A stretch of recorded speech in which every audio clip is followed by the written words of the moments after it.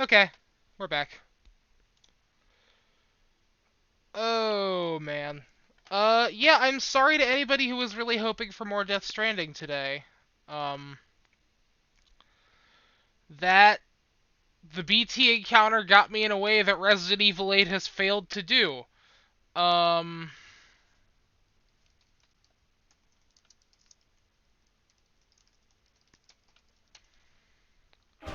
yeah, I don't know. But with that, I guess we're already back to Nier Replicant for session 3. So let's get to it. True to my word, I did do some side questing. Um, Off screen, we haven't progressed story at all. So we're literally just gonna go to Yona and pick it up from where we left off last time. I did finish Delivery 3. Thank God.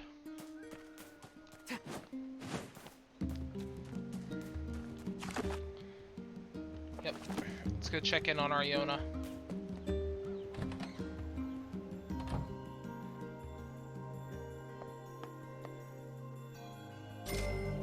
700 gold. Defense drop. And a Yona, who definitely stayed in bed the whole time. Yona? Oh, hey.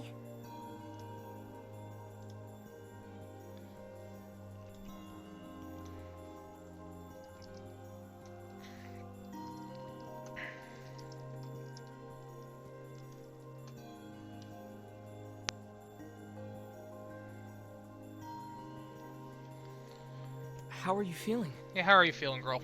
Better, now that I'm taking the medicine you brought. Good. By the way... Oh, and I'm getting a phone call. Just one moment, folks.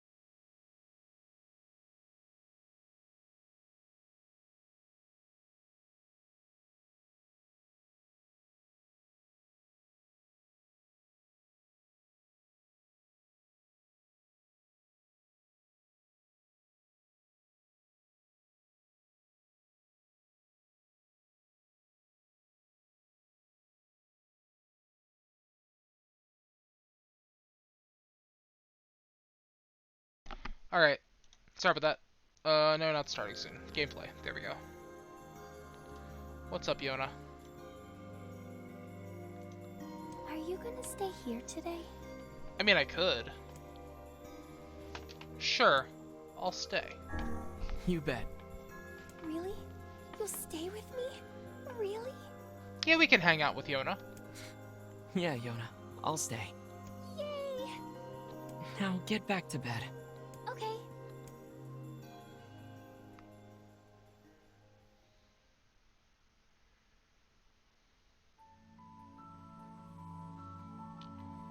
I hear a voice. I squint and see a boy standing before me. His hair is silver, his skin is pale, and he stares up at me with hard, glassy eyes. Soon his lips begin to move, but no sound comes out. What is he saying? I can't hear him. I can't hear him, I can't hear him, I can't. I try to leave, but something about the boy holds my gaze. I watch his face, expressionless, as his lips slowly flutter. What is he trying to say? Wait, it's a phrase, I can almost make it out. It starts with an S. Then there's an E. Square Enix? I can almost see it now. The letters begin to fall together, one after the other, faster and faster. Sealed verse. It's a sealed verse. The thing I'm looking for. The key to saving my sister. I stare at the boy with renewed ferocity, trying to make out his next word. Dream. Dream? What? What does that mean? The lips move again, faster now. I can't follow them. Damn it, I can't make it out. I want to scream. I want to tear down the walls around me. But instead, I force myself to be calm. I can do this. I can do it for Yona.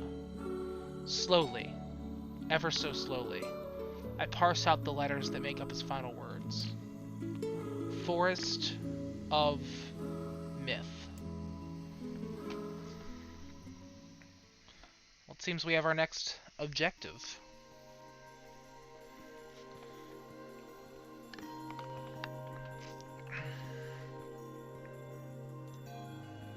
Just a dream.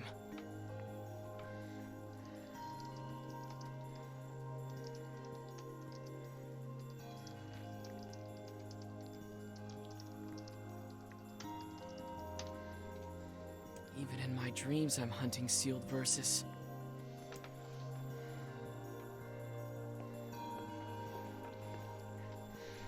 After this extremely deep game, you want me to play Lost Odyssey. I mean, I've never touched it. I'd like to one day. Morning. Morning, Yona. What's wrong? Are you feeling sick too? No, I had a strange dream. What was it about? Another extremely deep game. It's nothing. Okay, Don't I'll worry look about into it. 'Cause I had a dream too. Oh yeah? Yeah, me and this boy were playing a game together. What kind of game? It was called Guess the Words. I think he made it up because I never heard of it before. How did it work? The boy would move his mouth, but no words would come out. Then I had to guess what he was trying to say. Sounds like the dream I had. It was hard. I wanted to play hide and seek, but we had to play his dumb game instead. So what did he say? I don't know. All I could figure out was dream and Forest of Myth. Oh, was that Yona's dream? What? But don't worry. I'm gonna study hard so that next time I can figure out everything. We should play a game together sometime too. Or did we have the same dream? Sure, Yona. I think we had the same dream. Did somebody order a watermelon?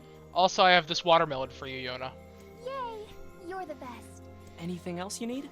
Actually, I need a pumpkin. All right then. One pumpkin coming right up.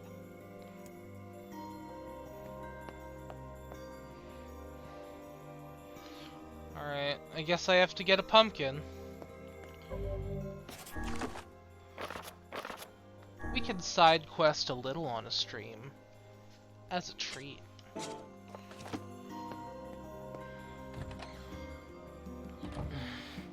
Something troubling you, lad? It's nothing. Don't worry about it.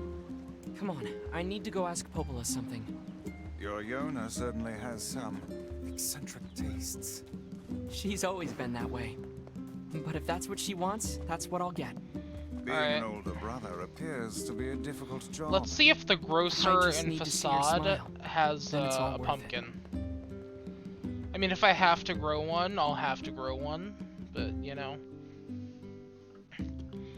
Yeah, snail mode, like, oh god, man, that was, like, hard to... I can only imagine how frustrated that was for you.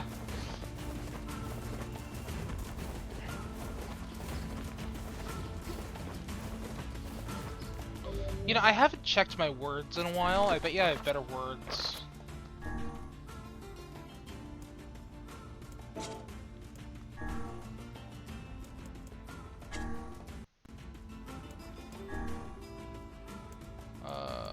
Magic power +2.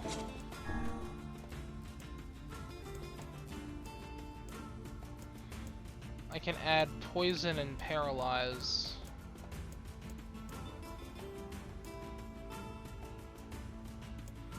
Item drop rate +4.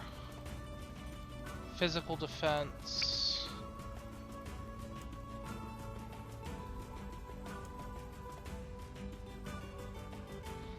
I like MP recovery rate.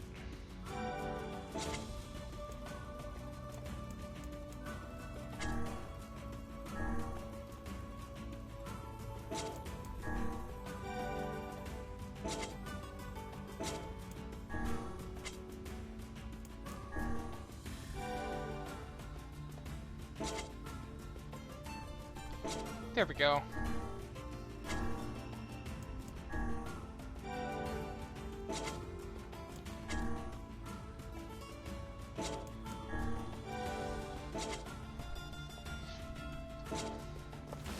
That should help.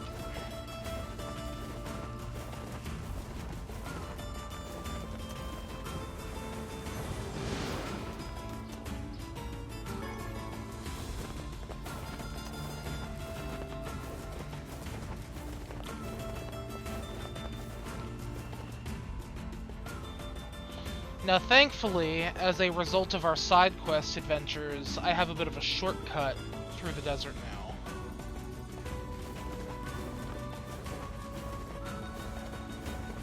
Which, honestly, would have been exceedingly helpful back when we had to deal with the delivery. But, you know, what can you do?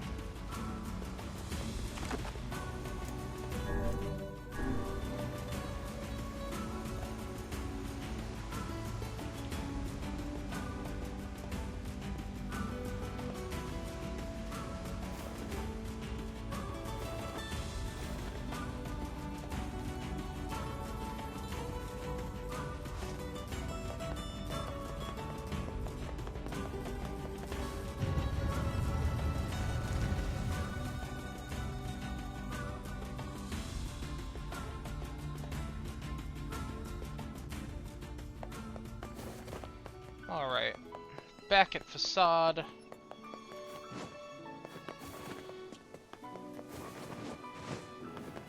Everyone's favorite sand-based ride attraction, land.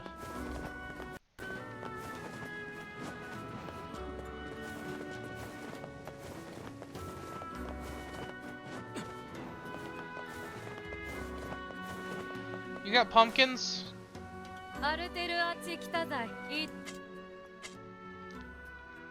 You do have pumpkins. Hashtag for Yona.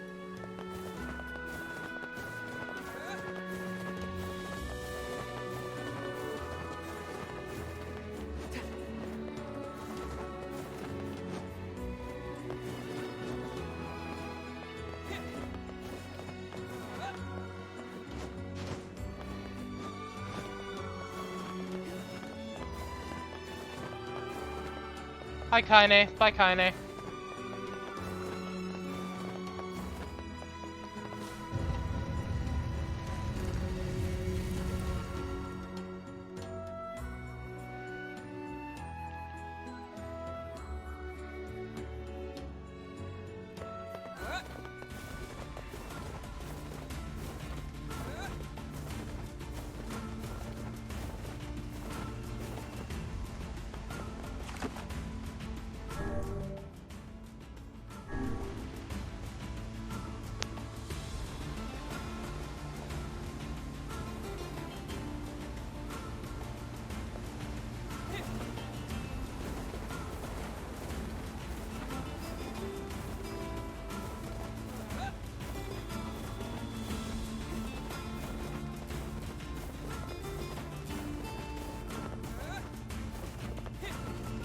Gotta keep rolling.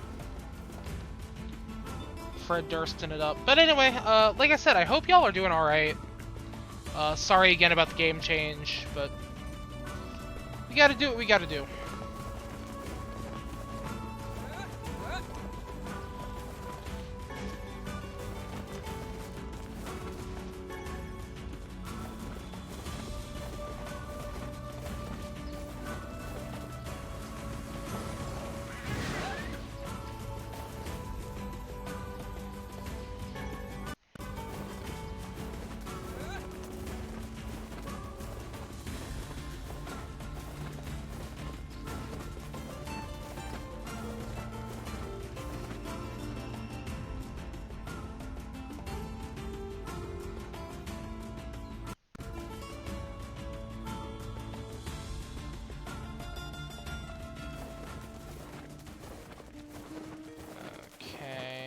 Give Yona her pumpkin.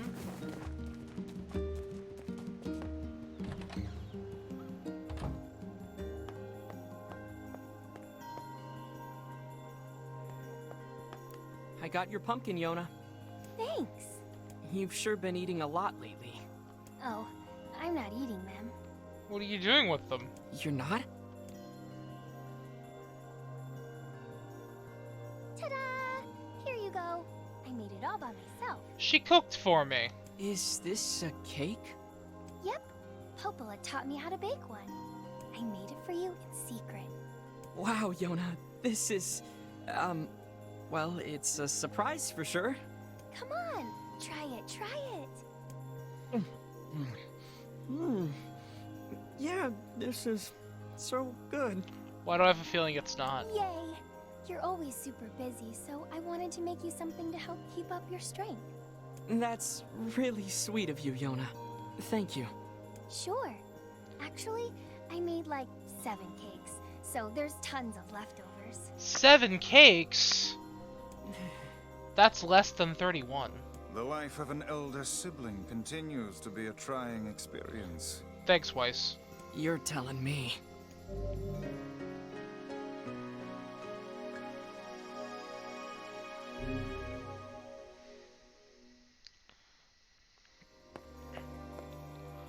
Well, thank you for the 7 cakes, Yona. I'm sure it'll go straight to my thighs. What's quest completion at now? 49%! Wow.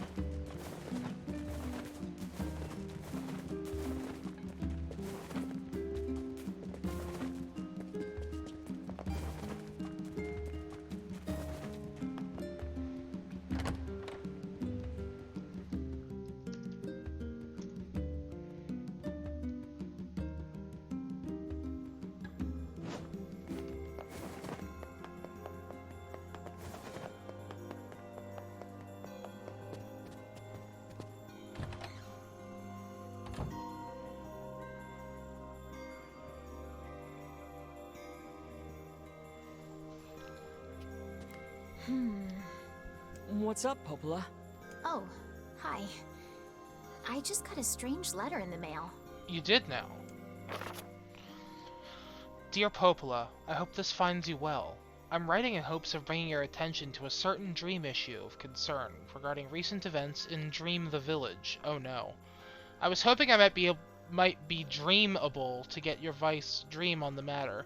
Recently there have been dream reports of dream of certain dream of dream, evil dream, empty dream, cursed dream, evil dream words, dream, and dream, someone dream. Huh. Weird. That is certainly one bizarre piece of writing. Who's it from? The mayor of a small village in the Forest of Myth.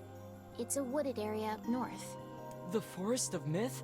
They're usually a bright and cheerful group of people. Something like this is very out of character for them. Interesting. I have a bad feeling about this. I'll check it out. You will? But... Don't worry about it. I've got business there anyway. Oh, well, alright. Thank you. I guess that's our next destination.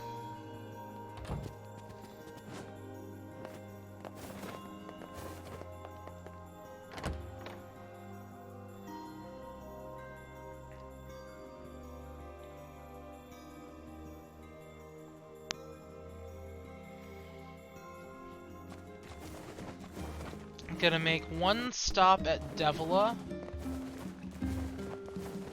because she might be able to tell me of a side quest we might have missed.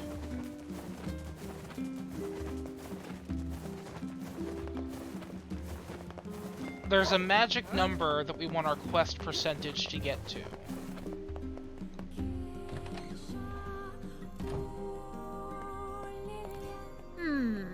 What have we got today? Doesn't look like I have any work for you right now.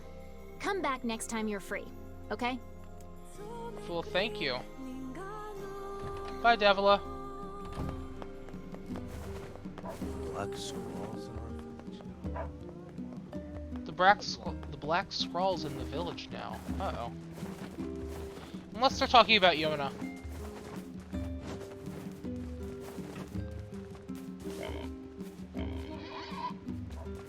Me too, pig. Me too.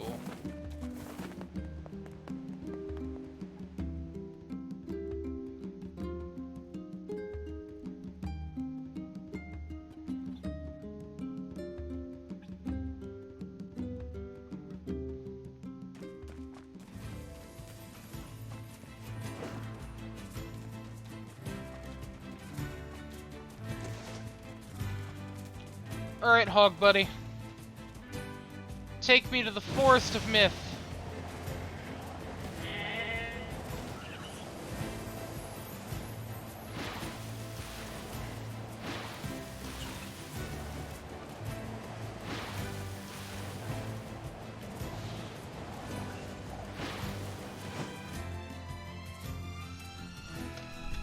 Chat, I hope you enjoyed that sick pig drifting. I graduated top of my class.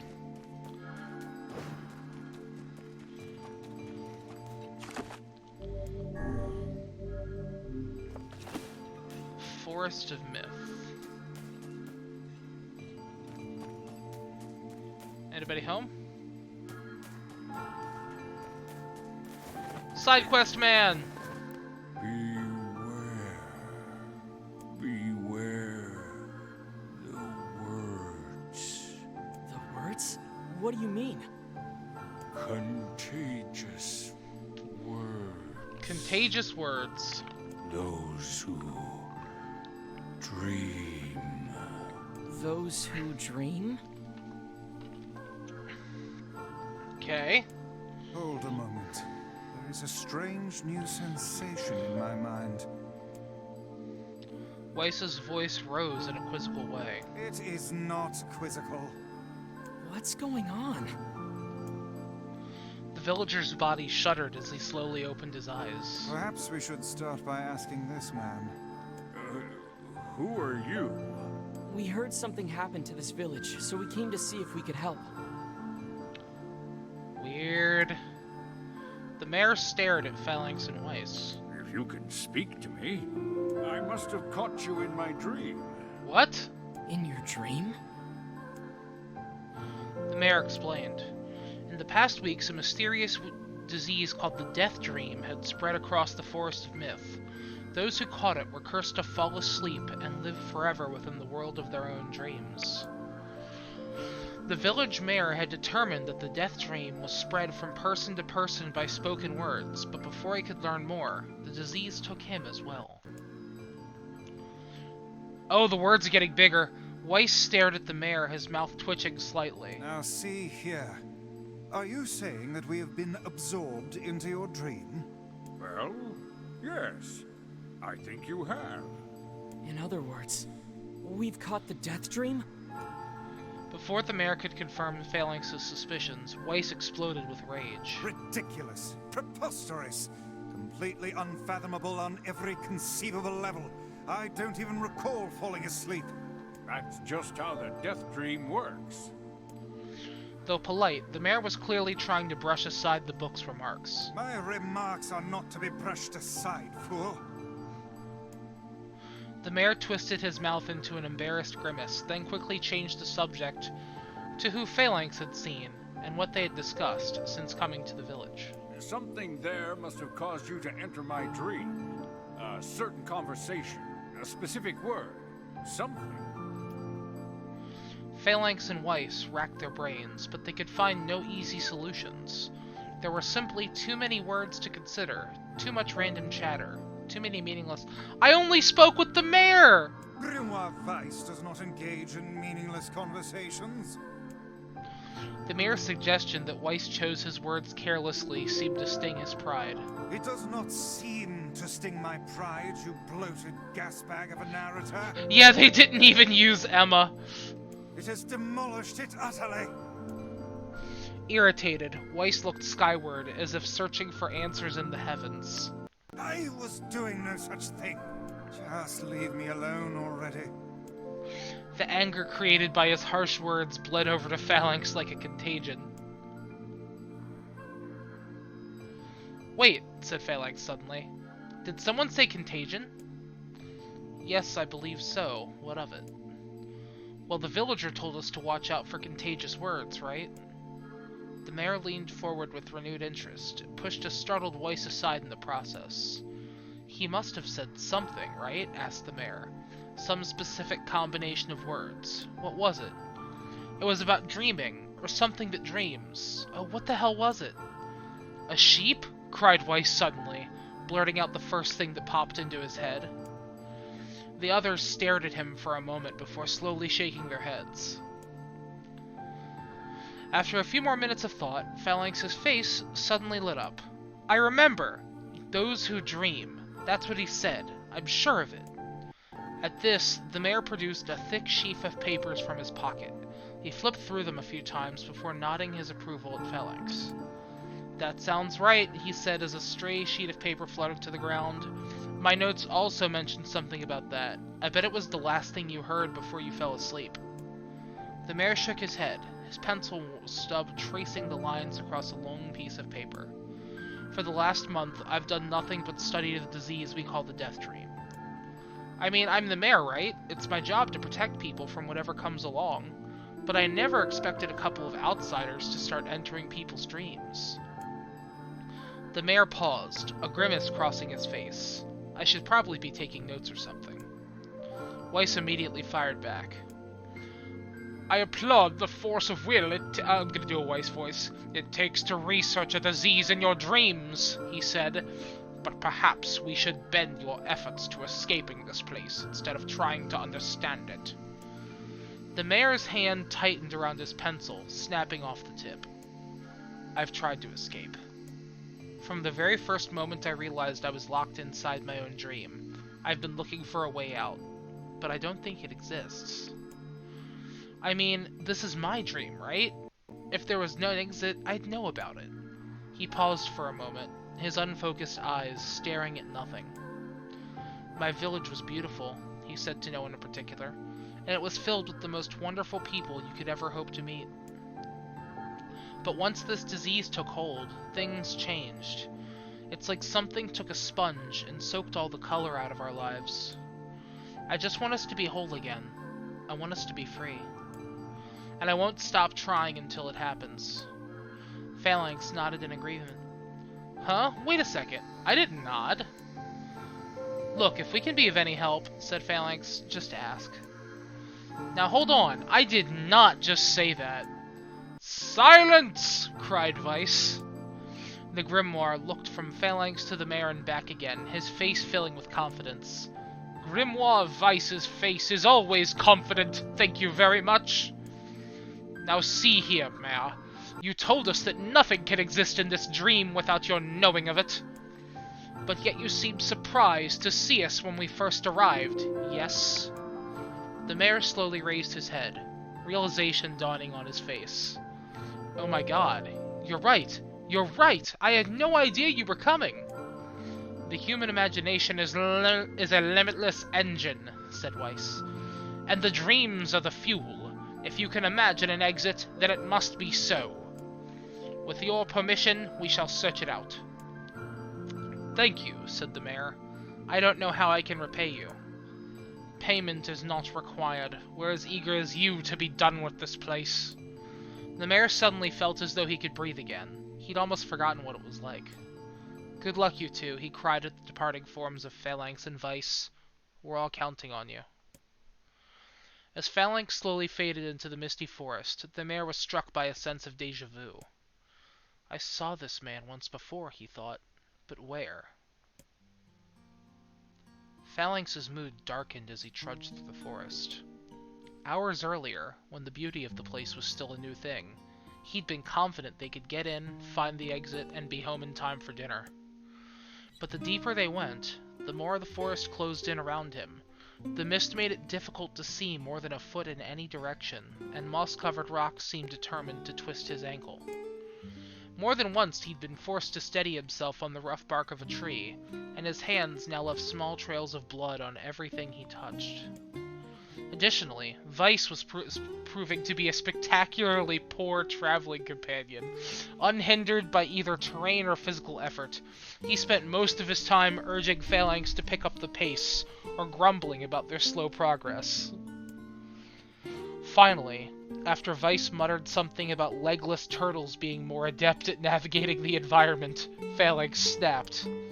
"Okay, Weiss, cram it for a second, would you? You don't have to walk." Phalanx leaned up against a tree and tried to stretch the knots from his back. "How can this stupid forest be so big?" he muttered to himself. The moment the words tumbled from his mouth, a cacophony of insects sprang to life.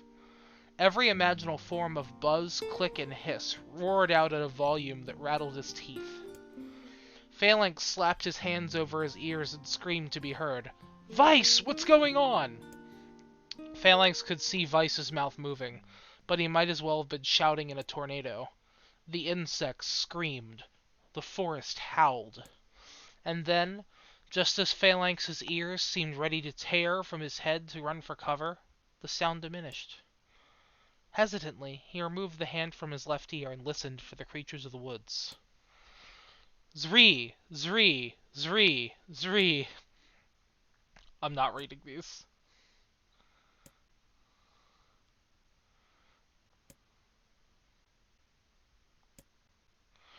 As the insect symphony dimmed another decibel, Phalanx began to detect patterns in the sound.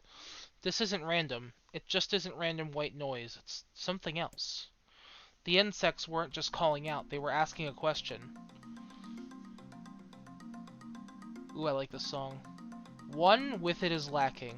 2 with it is ideal. 3 with it is dangerous. What is it? By my pages, is this a riddle? I guess so. I mean, it feels sort of forced, but maybe it's the key to getting out of this place. Then I leave it to you to answer. 1 with it is lacking. 2 with it is ideal. 3 with it is dangerous. What is it?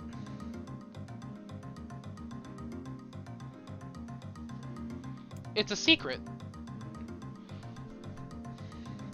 It's not a secret if only you know it. 2 with it means the secret's kept. 3 with the secret is dangerous because that means it's spreading. Inwardly furious that Weiss had left the task to him, Phalanx sighed and gave the only answer that made sense. It's a secret, right? The sound of the insects suddenly stopped as it began. The forest undergrowth parted before Phalanx like a rippling wave, opening a new path. "These forest arthropods are making a road for us," said Weiss with glee.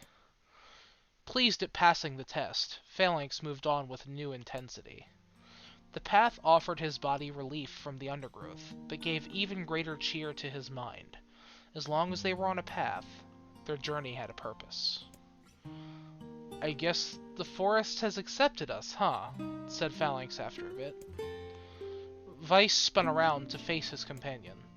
"Do not mistake the will of this forest for some happy pet you can suddenly befriend. We have no idea where this path leads." As Weiss finished speaking, the pair turned the corner and saw themselves facing a clear forest spring. Smiling, Phalanx picked up a small rock and sent it skipping off the surface of the water. "Good heavens," said Weiss. His surprise was understandable. Each time the rock struck the surface of the water, a musical note rang out. When the rock stopped moving and sank, the ripples it left behind came to form words. "I enter through the window, but break no glass. When night falls, I vanish. What am I?" Sunlight. "Absurdly easy," barked Weiss. "Now answer it!"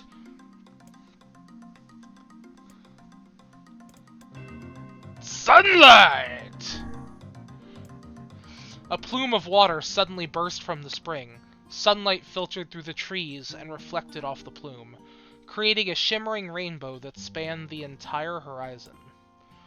"In all my years," said Weiss softly, "I've never seen such a sight. Perhaps I have misunderstood the intentions of this place." Hey, look! Cried Phalanx, awakening Weiss from his daze. There's a house or something over there! Glancing in the direction of his friend's extended hand, Weiss saw a small cottage nestled amongst the trees. That's weird, isn't it, Weiss? I mean, who would build a house all the way out here? Phalanx walked over and pounded on the door. After a minute of solid banging, the door cracked open and a small man peered out.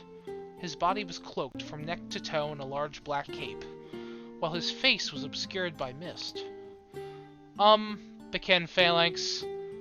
Let me guess, is it a riddle? I have 4 legs in the morning, 2 at noon, but at the end night with 3. What am I? You're an old man.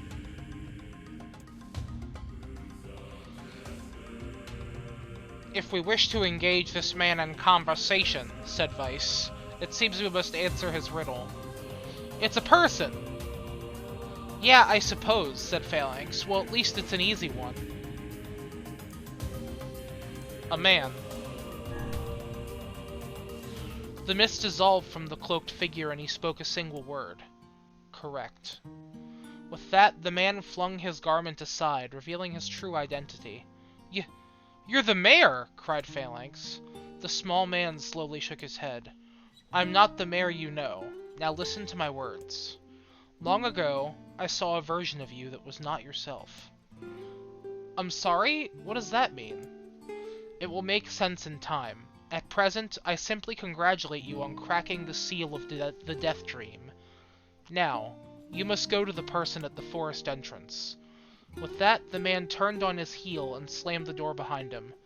As Phalanx watched, mist seeped up from the ground and enveloped the cottage, erasing it from existence. With that, Phalanx and Weiss returned to the forest entrance. They found the mayor leaning against a tree. As soon as he caught sight of the duo, he sprang to his feet and scrambled over to them. Good gravy! You made it! You actually made it back! His left hand grasped Phalanx's and pumped it so fiercely it threatened to dislodge from the socket. With his right, seized Weiss by the cover and swung him through the air. God, by the heavens, stop shaking me, fool! We haven't even told you if we were successful or not. The mayor smiled broadly and shook his head. I'm just happy you're alive. I didn't think I'd ever see you again. Phalanx withdrew himself from the mayor's eager handshake with a slight smile. We broke the Death Dream's seal, he said. At least, I think we did. The mayor's face beamed as Phalanx filled him in on the details. When the tale was done, the 3 of them laid down on the forest ground and fell asleep. Phalanx cocked his head.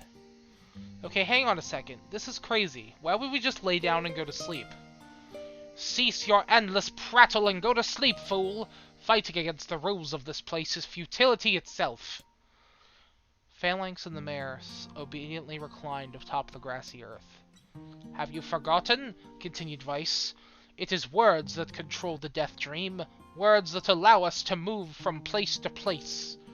No matter how unnatural they seem, the words are absolute. Therefore, if the words tell us to sleep, then sleep we shall. And once we do, the story will continue. With that, the trio found their eyes growing heavy, their breath slowing. This is the first time, began the mayor. The first time I've felt tired since I was imprisoned here. His words were cut off by a long yawn, and he remembered nothing more. They might have slept for an hour or a year. When they awoke, things had a slightly more real quality to them. The mist felt thicker, the leaves greener. It was clear they had awakened from their dream. Phalanx shook the mayor's shoulder gently. Good news, he said. I think we made it. Oh wow, said the mayor in an awed voice. We did! I'm back. He blinked once and then again, as if not quite believing the sight before him. You two have no idea how much this means. The Death Dream was spreading through our village, and I wanted to, well, I thought I could figure out how to stop it. But I guess that wasn't the case. I must have caught the disease and become trapped in my own dream. The mayor started to stand and collapsed back to the earth. He stared at his legs as if trying to remember how they worked, then glanced at Phalanx and shrugged. Without a word, the young man reached down and pulled the mayor to his feet. "Real life may take some getting used to," said the mayor, as a wry smile crossed his lips. "You shall relearn in short order, I am sure," said Weiss. "For now, you should return to your home and rest." "No," said the mayor, swaying on unsteady feet. "No, I can't. Some of the villagers are still trapped in the death dream. I have to save them." The mayor slowly made his way to the divine tree in the center of the village and bowed his head and prayed silently. "This is a holy tree," he explained when the prayer was finished. "It is a guardian of our village's history and memories." "Superstition will only make our mission harder," muttered Weiss. "We should not put our faith in the gods." The mayor shook his head. Not the gods, the words. "Legend says our tree is home to a powerful magic, known as a sealed verse." Phalanx and Weiss could not contain their surprise. It seemed as if a goal had been found in the most unexpected of places. "I say," muttered Weiss, "this is certainly a stroke of luck." As the three of them said their goodbyes, Phalanx mentioned the strange man who had given them the third riddle, and the mysterious words he left them with. "I once saw a version of you that was not yourself," muttered the mayor. "What in the world does that mean?" Lost in thought, he stared into space for a long moment. "You know, this is going to sound odd, but I had a feeling I'd seen you before too." Phalanx tried to keep a straight face and failed, but the mayor didn't seem to notice. "Deja vu, right? Anyway, I figure it's just some sort of illusion created by the death dream. It probably doesn't mean anything." Phalanx gave the mayor a nod and a smile, but inwardly, his thoughts were racing. There's something wrong about the mayor and his words. And what exactly is going on here? That riddle would prove to be the most difficult one of all. Oh, thank you so much. Now I can finally return to a normal life. This is one of the most bizarre diseases I have ever encountered. I know. That's why we have to help the other villagers, no matter what.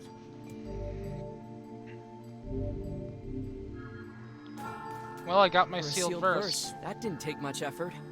Yes, all a touch too easy if you ask me. It's almost as if someone was guiding us to this village. Don't overthink advice.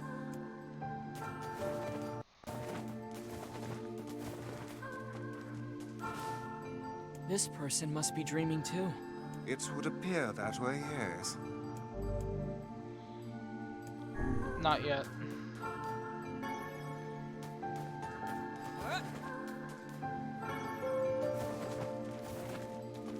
This must be that big tree.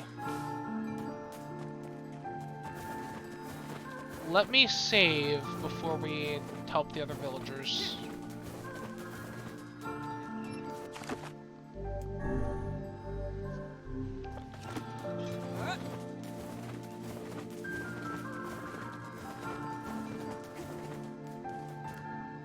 This person must be dreaming too. It would appear. Can't say I'm very excited to go back. Perhaps you should spend less time complaining and more time getting on with the mission. Yeah. I breathe air scented with death, and resist the urge to laugh, for I know it will sound like the words of a madman. How long have I been in this fresh hell? My box, my prison is tucked beneath a stairway in the long unused catacombs of some infinite castle. Outside I hear the sounds of a funeral dirge that plays without end. Light has no place here. Wind is a forgotten friend. I pray for death to come, but he forsakes me. Time passes, and eternity slips by in a single tick of the clock. Someone knocks on my prison. "Anyone there?" I hear an unfamiliar voice say. "My savior!" I claw at the door of the jail, embedding thick splinters under my ragged nails.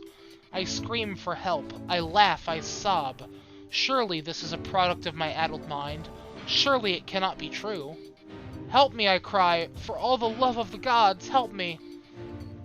And possibly, I hear the sound of a lock being torn out and falling to the floor. As the door opens and creaks, I have just enough time to see a silver-haired boy and a floating book before the light pours inside. My eyes, accustomed to the blackness, explode with pain. I'm forced to turn away. "Who are you?" I ask, shaking my hands covering my face. "How have you come to this place?" "I am Grimoire Weiss. This is Phalanx. Long have we been searching for you. Now come, stand. We shall awaken from this nightmare together." The one-nosed Phalanx extends his hand and pulls me from the cell. Though my eyes are slow to adjust to freedom, my ears are as keen as ever. They recognize the staccato sounds of heavy rain. "I never thought to hear that again," I whisper. "Would that this not such a terrible dream," said Grimoire Weiss. "Look at your feet." I force my eyes open and see the water pooling around my ankles and lapping at my shins. There's so much of it. "Yes, and more comes each moment we delay. If we do not make our good escape, we shall all drown in this castle. We know you are weak, but you are our only hope to survive this place." We gotta take a drink of water. Time, that long-forgotten friend, has made itself known again. I nod my head and swore to save my rescuers, no matter the cost. The castle catacombs are a maze, twisting upon themselves like the endless entrails of a giant. I squint down the dim corridors and proceed north.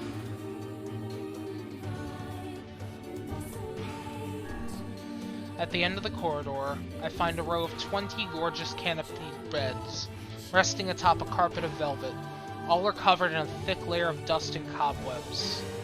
Searching for the door to the next room, I come across a shapeless mass of gray matter. It has been shoved against the side of the wall, and despite my fever, I can see the outlines of a door just beyond. When I touch it, it turns to dust and drifts away on the wind. Realization dawns, and I fall to my knees and weep. Corpses. I face a mountain of charred and crumbling corpses. I look from it to the beds and back again.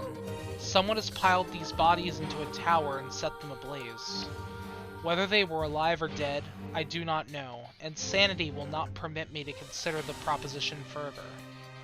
I make a sound, whether scream or laughter I can't be certain. Then my mind grants me a merciful blackness. I find myself opening the door, and the most terrible of rooms.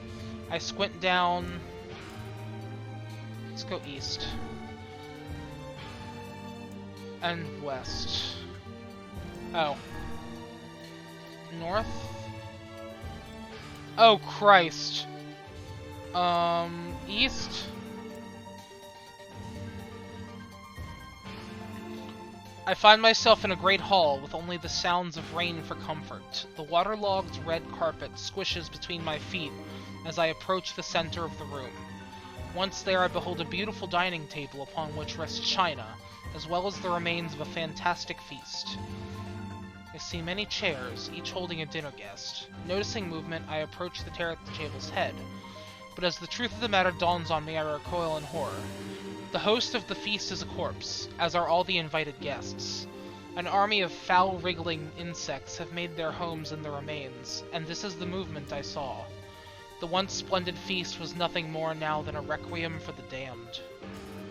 I take a moment to steady my shaking hands, then slowly back away from the table. Desperate to lose sight of the abomination before me, my gaze lands upon the chairs which the dead were seated. This is a mistake, for the chairs prove to be even more terrible. Each one is covered in a layer of spikes that run from the seat, up the back, and down the arms. This explains the color of the carpet at my feet. I can only pray that the unfortunate diners were dead when the meal began. For if not, it's a simple task to imagine the springs that must have sprung forth from their mouths. My mind grasps frantically at the possibility that these souls had committed some terrible crime, for which this was the punishment. Though in truth, I suspect they committed no crime at all. There would be no tomorrow for these unfortunates. This was their last supper. I squint down the corridors and proceed north.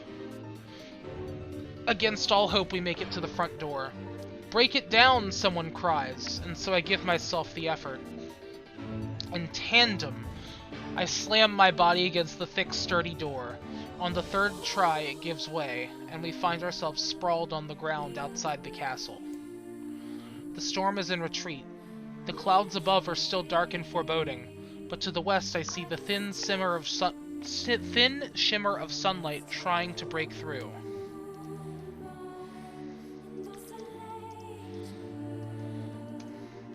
"How can I thank you?" I cry, tears of joy as rain downs on my cheeks. I thought I would have died there. Looking down, I suddenly notice my dress is in tatters. I sheepishly try to cover my exposed skin. "Then your dress?" asks Weiss. "Then you're a woman, madam." "I am." I proffer the two with a smile. I suppose that was coming with a surprise, seeing as how I exist only in the form of words. I can see that the one known as Phalanx is disappointed that the torn dress will be given no further description, but he hides it well. God damn it, he's a pervert. With a slight nod and a shrug, the three of us set forth to our awakening.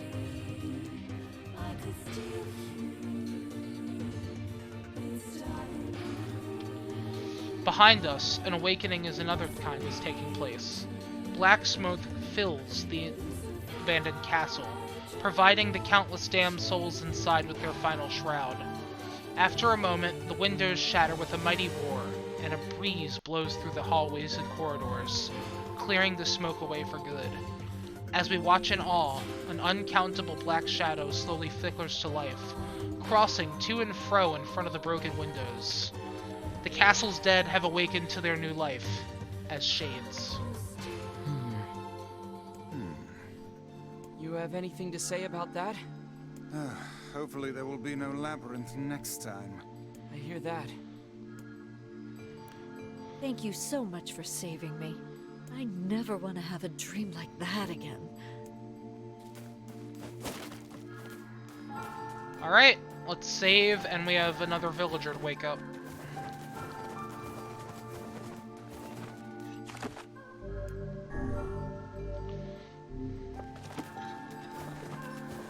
It seems like this is optional. Which is kind of weird. And another victim. This work certainly is trying. I figured a book like you would be into all this word stuff, Weiss. Even I have my exceptions. Now let's be off.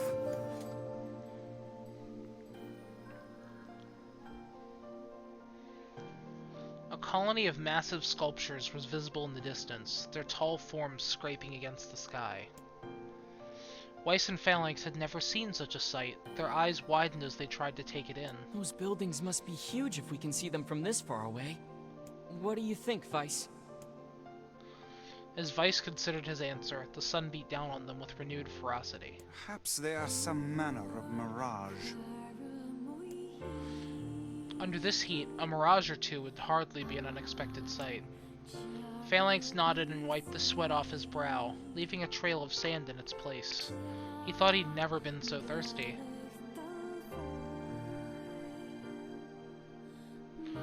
The ancient road on which they walked was black and cracked with age.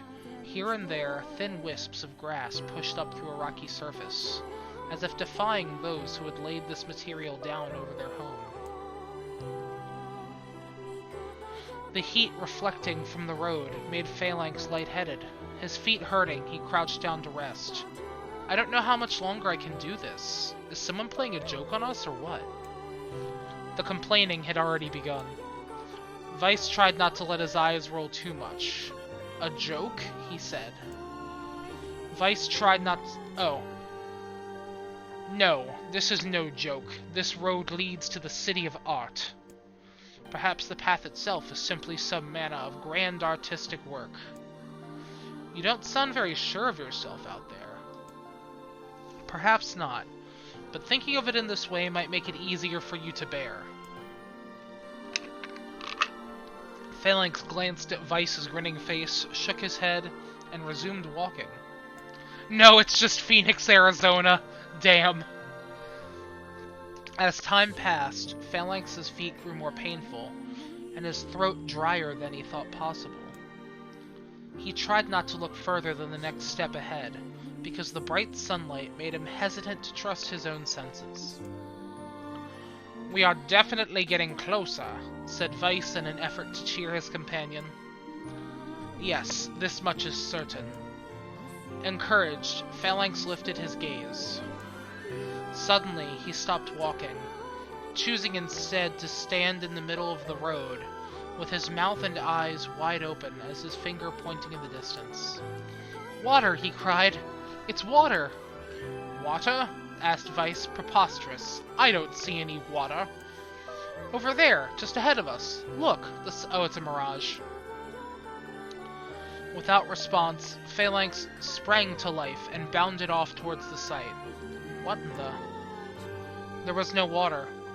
There was nothing but sand in every direction.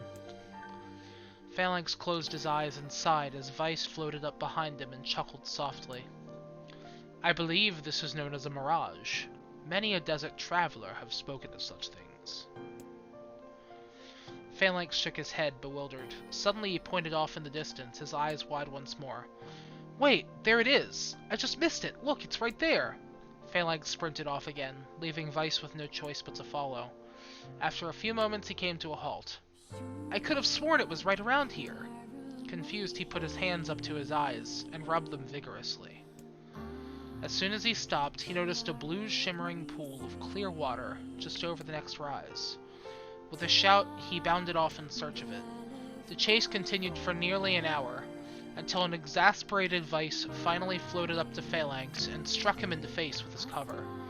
"Enough, you blithering idiot! Stop this at once! There is no water here!" Phalanx's face clouded. "There isn't?" "There is not! And perhaps next time you will listen to me when I tell you as much."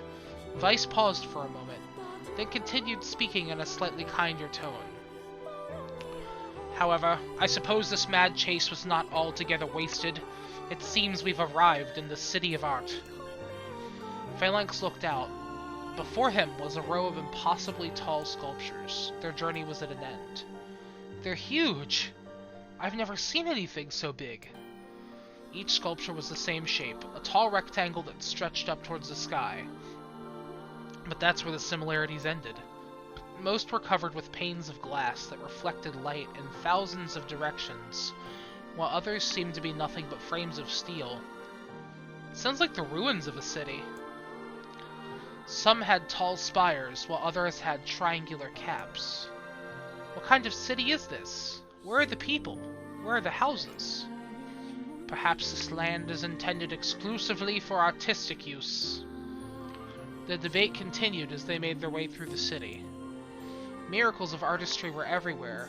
Great iron crates with wheels sat upon steel rails. Beautifully carved works with lights of red, amber, and green dangled over every street. As they moved away from the massive sculptures, they found a great array of smaller ones. Some were covered in glass or brick, but many were composed of materials they'd never before encountered. The sheer variety of colors and styles was staggering. Unable to find theme or purpose, Phalanx and Weiss eventually fell silent. On the outskirts, they discovered 3 sculptures in the shape of humans. Phalanx uttered a sigh of relief as he approached them. "Finally, I was getting tired of modern art."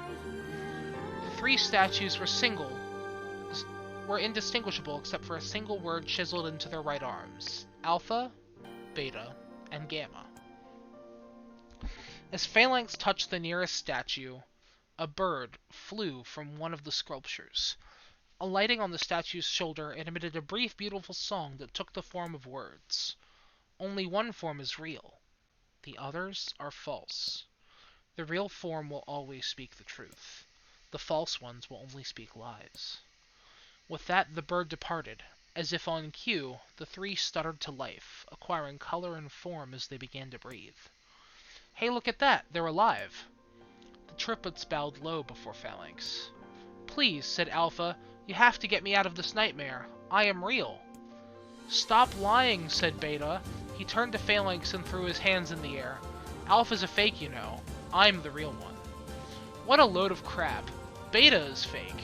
Everyone knows I'm the only real one around here.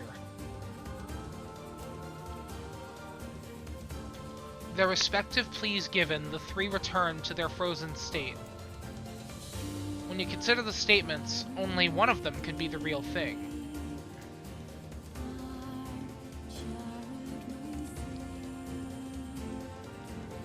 It's Beta. Because Beta was the only one to not, like, start off with I'm real. The real one is Beta. Though Phalanx's voice betrayed a notable lack of confidence, he was relieved to see Vice nodding at him. If Alpha were telling the truth, Beta and Gamma would be fakes. But in that case, Gamma's claim that Beta is fake would be the truth, even though Gamma is a liar. Therefore, that theory crumbles.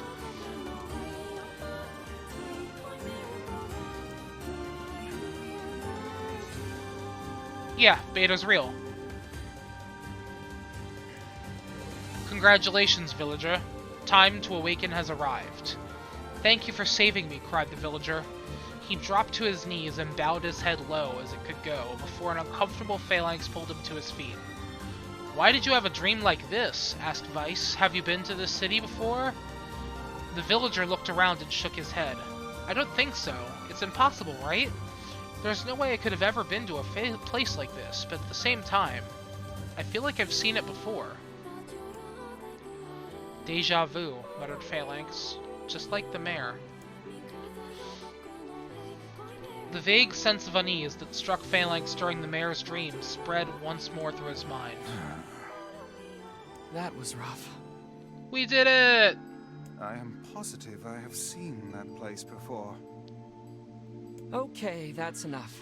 Don't need you getting all weird on me too. Okay, there. Now all the villagers can wake up, right? Yes, if the mayor's assumption was correct. I think I have had enough wordplay to last a lifetime. Thank you very much. You're telling me. Anyway, let's go see the mayor.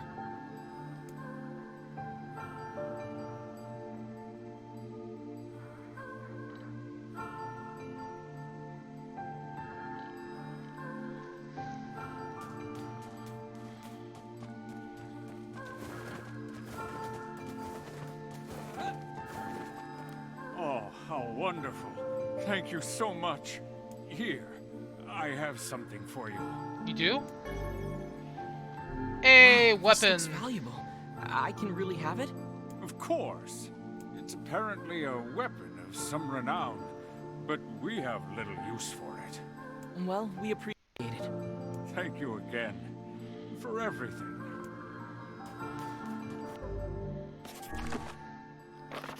Let's take a look at that. Faith. Very light. And it has magic power, so that's an absolute improvement over what we have right now.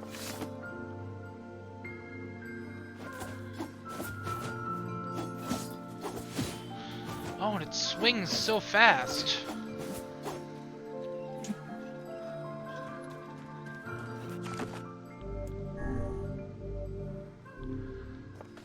Hell yeah, we beat the Forest of Myth!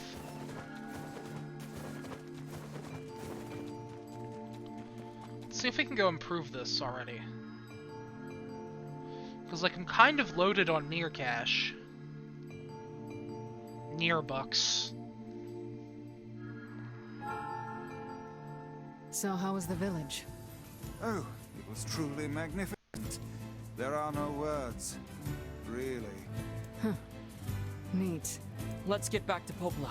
She'll probably want to know what's going on in there. Alright, Kaine, let's go. I missed you. But first to the junk heap.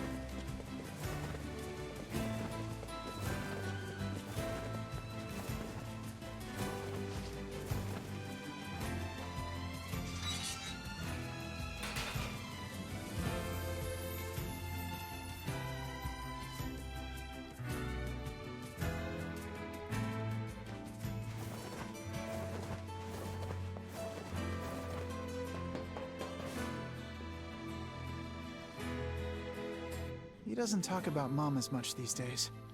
Oh yeah, Gideon's not here. Jacob, Yeah?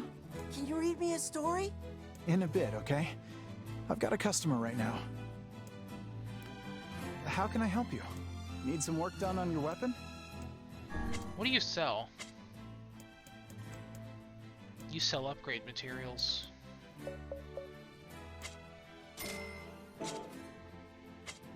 Come back. How... Need some work done on your weapon? Faith needs more broken antennas. Goat hides, rusted clumps.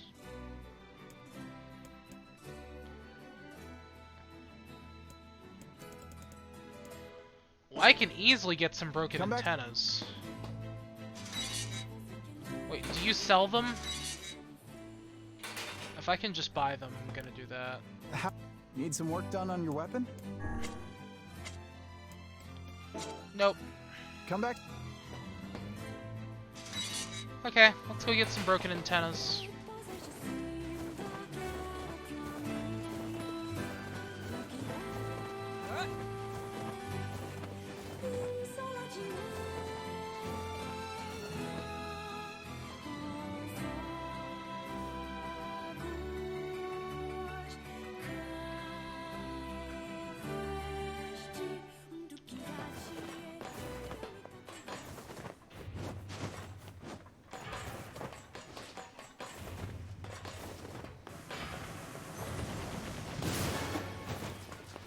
Dented metal board.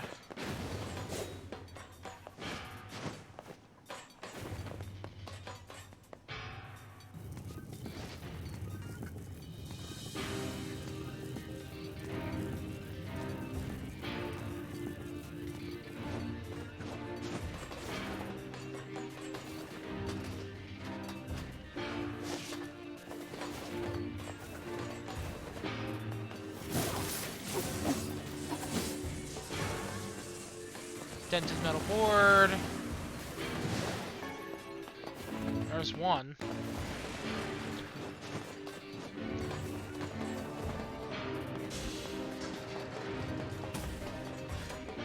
That's an elevator.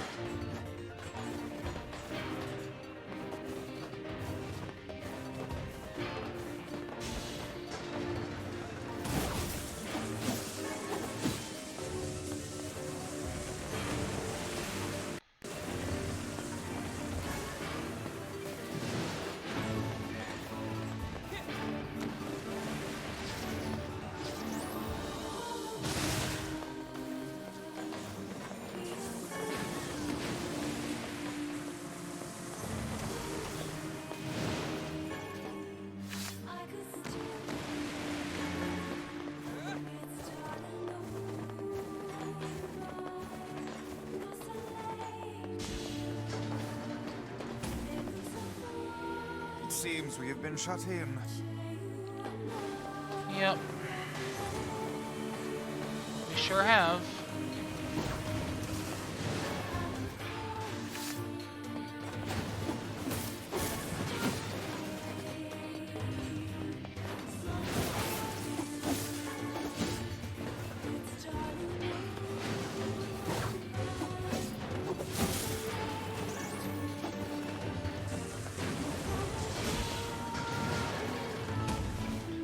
Hey, give me just one moment, folks. I'll be right back.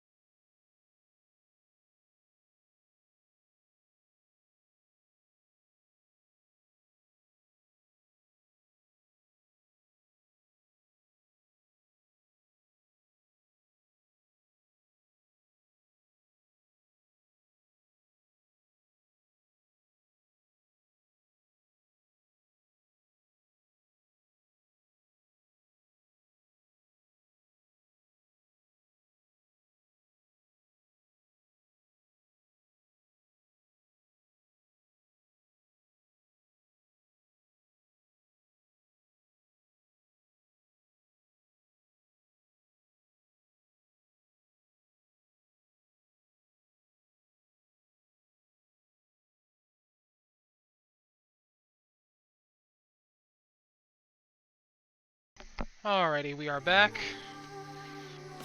How are we on antennas?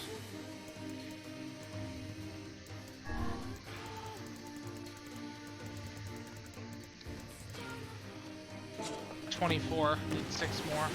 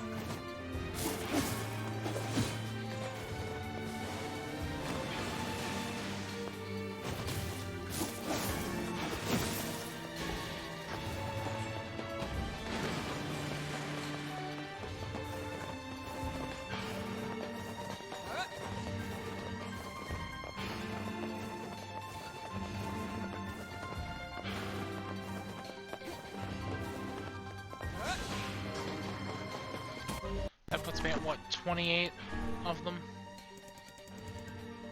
27. I need 3 more.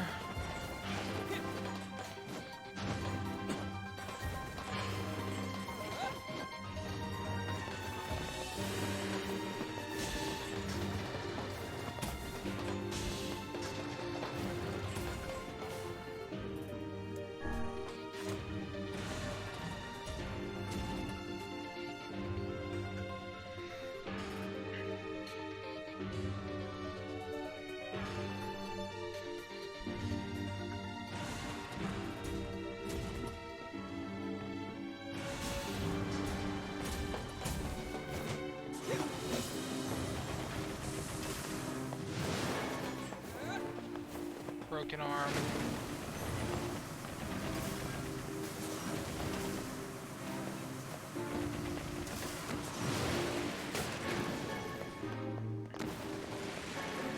Bolts.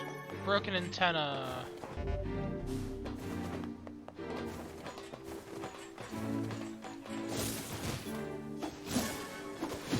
Antenna. Need 1 more.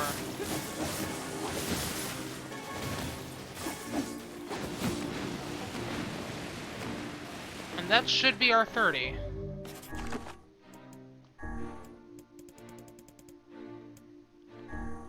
Yep, 30.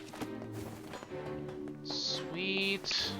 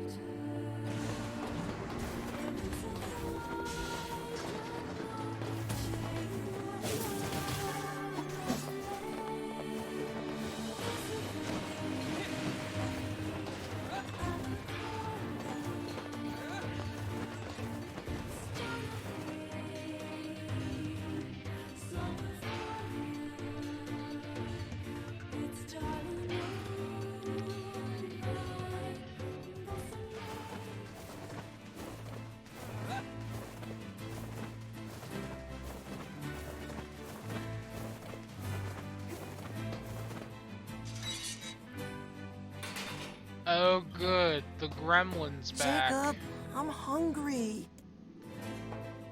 How can I help you? Need some work done on your weapon?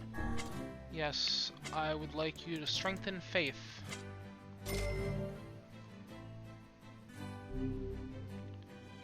Now it needs natural rubber and an elaborate machine.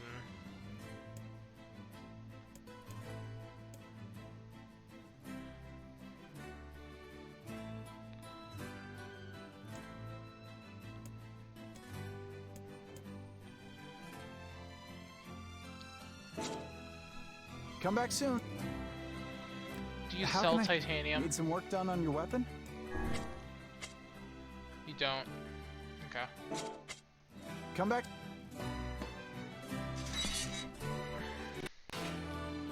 Hey, it looks like less rusty now.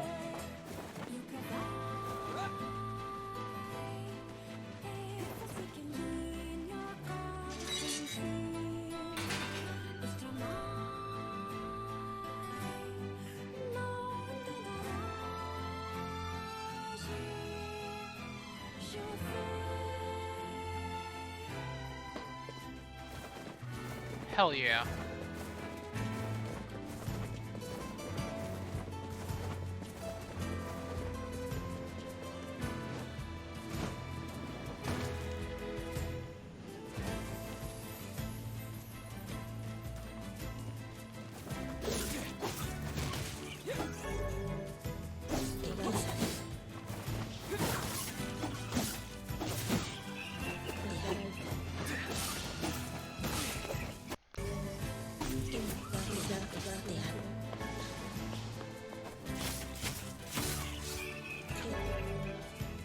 Obtained word, Vara.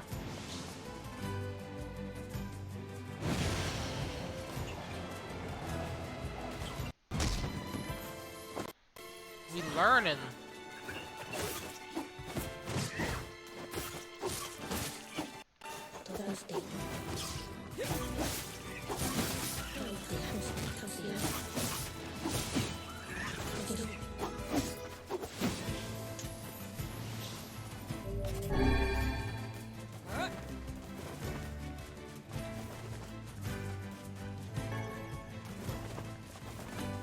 Hey Mochi, welcome back.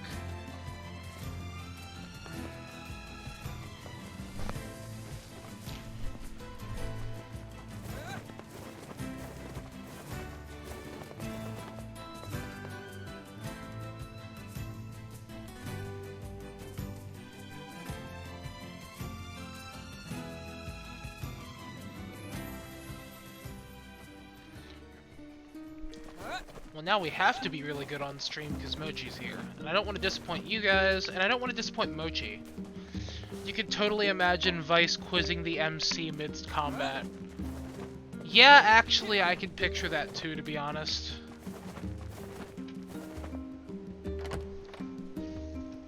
See, the thing I can't get over, Enchiladas, and I don't know if you played any of the Warcraft games, Vice shares a voice actor with Illidan Stormrage, and he's basically doing the same exact voice for Vice. And so it's all I can hear is just the "you are not prepared." The death dream certainly is a strange illness. Yeah, it was something all right. Yeah, it was. It was a text adventure. Even I, with my natural love for words, have no desire to visit that place ever again. You guys did well. You've been making a lot of long trips lately. Are you sure you're not pushing yourself too hard? I'm okay. I can't just sit around all day while Yona's sick, after all. If you say so. So, anything I can do for you? Well, I suppose there is one thing I could use a hand with. Have you heard about our plans to repair the canal?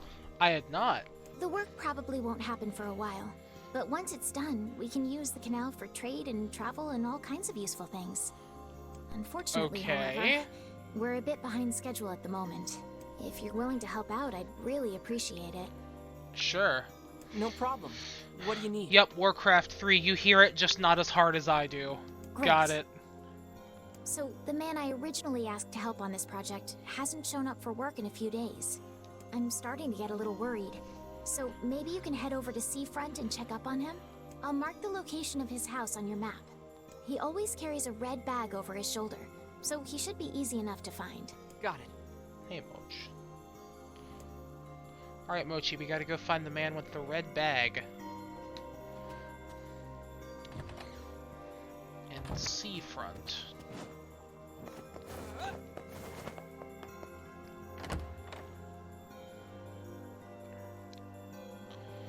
We're getting really close to the, side quest target that I have in mind. And I think we're only missing one of the Part 1 weapons. Fascinating. If we had a ferry, we could put these days of endlessly running about behind us.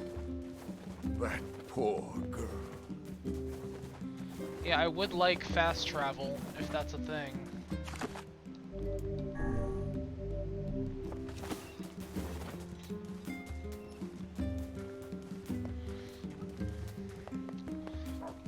I have unlocked the garden. I haven't bothered with it much. I have been during side questing time.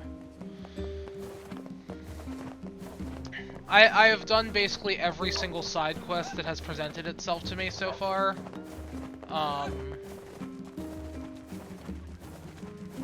Which is almost at the halfway point for the game. I know we want to see that percentage around 51%. Before we transition to the second half of the game's story. Or should I say, the second half of this Roots story.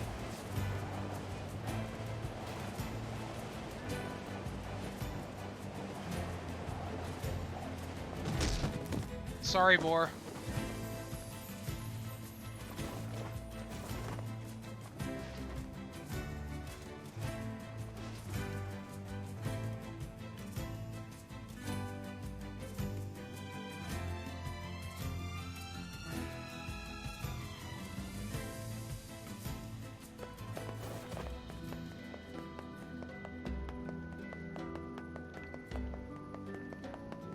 Red bag! Are you an Assassin's Creed man? 'Cause you look like one. Hey, are you the guy who's supposed to help repair the canal? Popola sent me to... Oh god, it's over. My life is over. Surely you must realize nothing good can come of being involved with this particular endeavor. Easy, Vice. Hey, so, are you alright? What happened? It's my wife. She left home a week ago and hasn't come back. Where'd she go? I'm so worried I can't even focus on my work. Oh, my sweet dumpling, where are you? Oh, that's terrible. Would you like us to help you look for her? Really? You do that for me? Sure. But do you have any idea where we should start? Well, she always used to enjoy drinking at the tavern with her friends. Say no more, fam. Alright, then I guess we'll start with them. Thank you. This means the world to me. Oh, and by the way, my wife always carries a red bag, just like mine. If you mention that, it might ring some bells. I've met some odd couples in my day, but none felt the need to wander about flaunting matching luggage. You need to get with the times. Coordinated outfits are all the rage. Plus, these bags are special. We bought them for our anniversary. But now my sweet dumpling is gone. And it's all my fault. Okay. Okay. Just stay calm. We'll go look for her, alright? You sit tight. I'm willing to bet that man knows more about his wife absconding than he's letting on.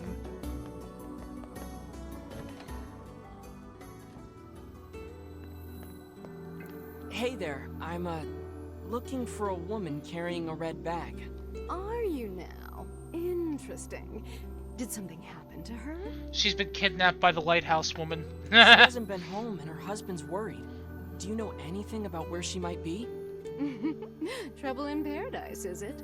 Oh, those two never change. Anyway, the short answer is no. She hasn't been around here either.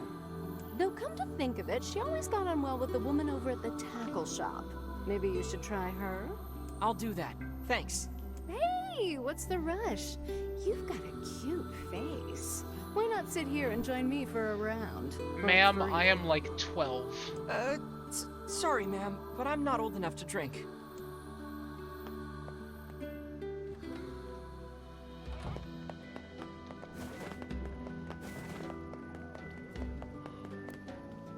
Hey there, do you know a woman with a red bag by any chance? A red bag? Oh, sure. Although now that I think about it, I haven't seen her in a while. Last time she came around, she mentioned something about leaving town, but I figured it was just idle talk. Leaving town, huh? Alright, thanks for your time. If she has truly left this charming hamlet, finding her may prove most difficult indeed. I just hope she hasn't been attacked by shades or anything.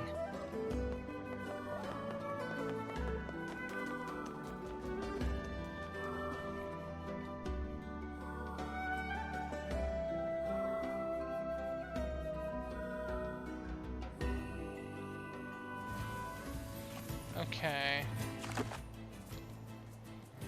Nothing on the map. Interesting.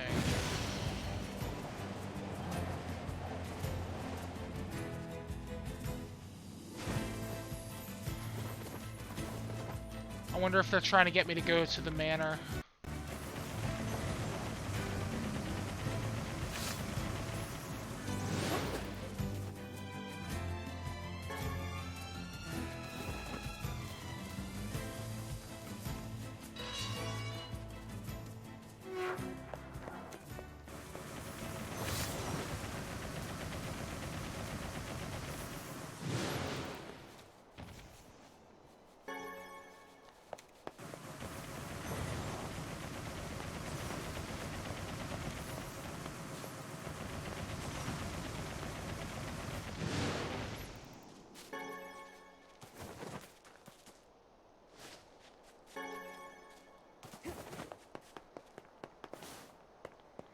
Nope. Nothing to do with the manor yet.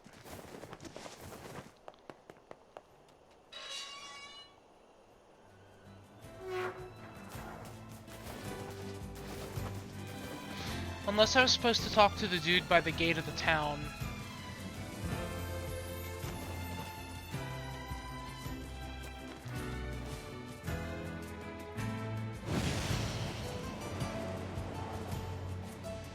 Oh. Seems we're on the right track. Something about that shade seems rather odd.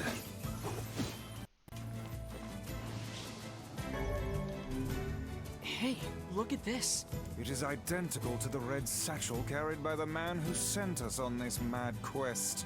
Perhaps it belongs to his spouse. Oh no. Do you think the shades got her? I fear it likely, lad. I sense no other activity in the immediate vicinity.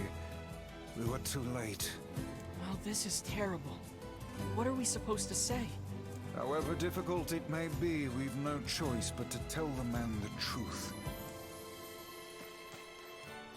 Alright. Come on, Inosuke.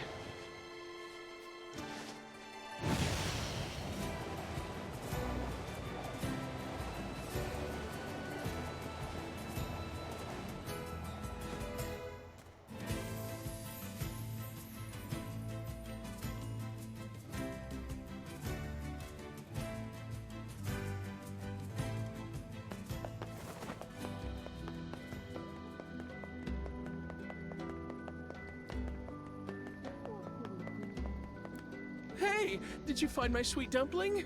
We didn't, but... Oh no! This is hers! So our fears were correct. Oh god, how could this happen to her? This is all my fault. Why is this all your fault? If I may, my good man, why did your wife leave home in the first place? It's because I think we should give him some time to...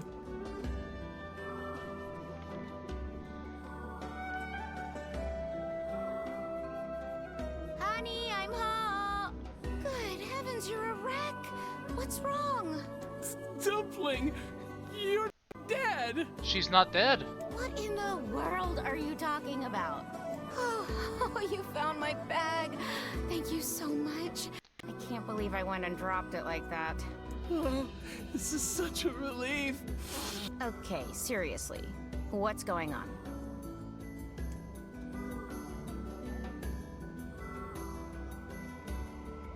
I see. So, you found a shade with my bag and assumed I'd been attacked and killed? I'm just glad you're safe, Oh, if I didn't eat that apple you were saving. Oh, God, I'm such an idiot! All because he ate an apple. Listen, I promise I'll never eat anything of yours again. You just promise never to run away from home again, okay? Run away? Have you lost your mind? I just went to visit my parents. Huh? I told you about this. Going to see my family, gone for a week. Remember? Ugh, are you serious right now? Why don't you ever listen to me? Lad, my brilliant intuition suggests we should beat a hasty retreat from these two with all speed. I'm gonna stick around and listen. I can't believe you didn't listen to me, and you ate my apple. Ugh, you are the absolute worst. What? Oh, like you're some perfect angel. You didn't even care enough about our anniversary to hang on to your bag. You, kid, I'm right about this, Oh yeah? God, no. If anyone's wrong here, it's my wife, right? Wait, you're asking me?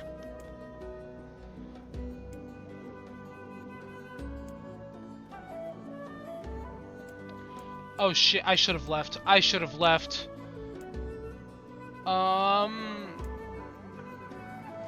So, I mean, dude didn't listen. And he ate the apple. Well, you shouldn't have eaten your wife's apple. But I was hungry, and it was just sitting there. Look, I'm glad you went looking for my wife and all, but that was low, friend. Low. Uh-oh. Did I cross a line there? Besides, it's pretty rich to come after me for an apple when you threw away my entire stamp collection. Oh, Jesus Christ. Ha! You're damn right I did, and I'd do it again. You are nothing but a hoarding slob. You there! My husband's in the wrong here, isn't he? Pardon, but madam,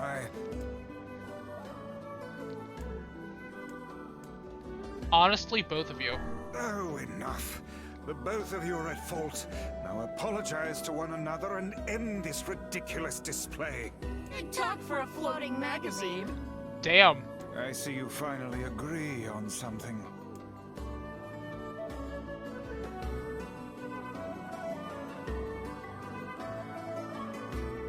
One hour later. Do you not even understand how frustrating this is, you colossal oaf? This is exactly what I hate about you. Fine, hate me. I'll still sleep like a baby knowing I'm not an unreasonable hag like you. Vice, what do I do? You turn on your heel and walk away as fast as your legs can carry you, my good lad. That's it. I have had enough. Instead of belittling me, why don't you get a proper job? Everyone in the neighborhood treats me like dirt, and it's all because of my unemployed slob of a husband. Actually, I have a job now. I'm feeling like I should have walked away from this dispute, Conebeard. Good question, though. Wait, you what? You're kidding. Why didn't you tell me? That's great. Well, I sort of wanted it to be a surprise. Oh, you big silly Billy. Well, this calls for a celebration. Come on, I'm going to bake you a nice apple pie.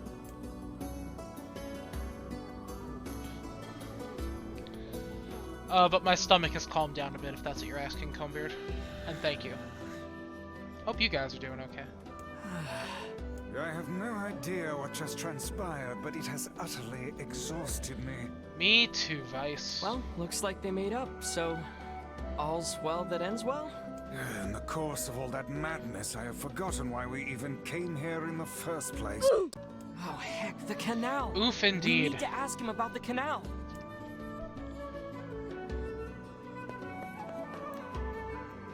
I can't thank you enough for all your help. Sure, but listen, we need to talk to you about the canal. Oh, right. That's why you came here in the first place, huh? Well, now that my love life is rolling in clover again, I'd be more than happy to get going on the canal work. Okay. That was exhausting.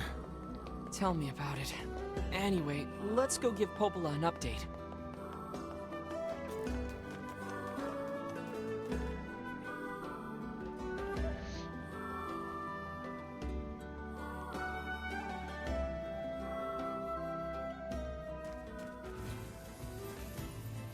The couple with the red bags were a strange pair indeed. It boggles the mind to think their relationship can persist despite such intense squabbling. Well, they looked pretty happy in the end, at least. Maybe the secret to living a happy life is sharing your feelings, even when they're sort of mean and weird. If you adopt such a strategy, I may leave for groceries one day and never return. Jesus Christ, Weiss. Sorry, Vice.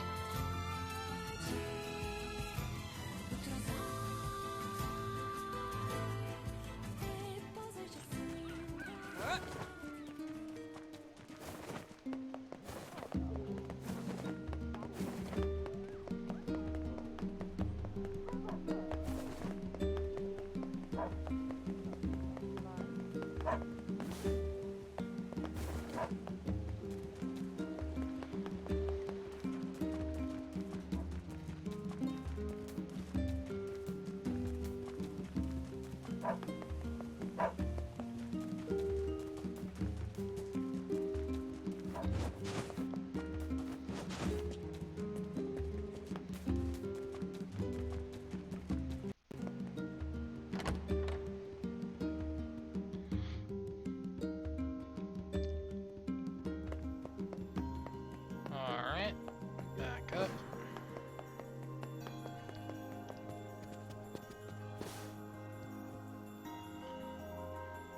Goodness. It sounds like the canal repairman had quite the problem on his hands. I'm glad everything turned out all right. Thank you so much for your help. Don't mention it. I'm looking forward to seeing how the canal turns out. If you need anything else from us, just say the word. Thanks, guys. Hey, wait! Huh? What? I almost forgot. Yona is looking for you. Oh? She said she needed something from you.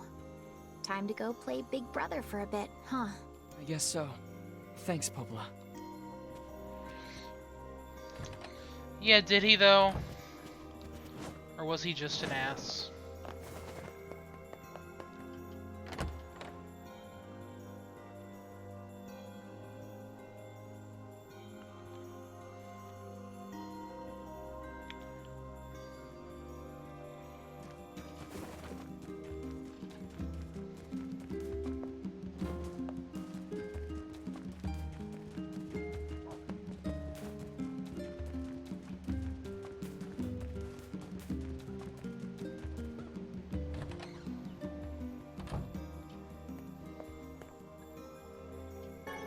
Spirit drop.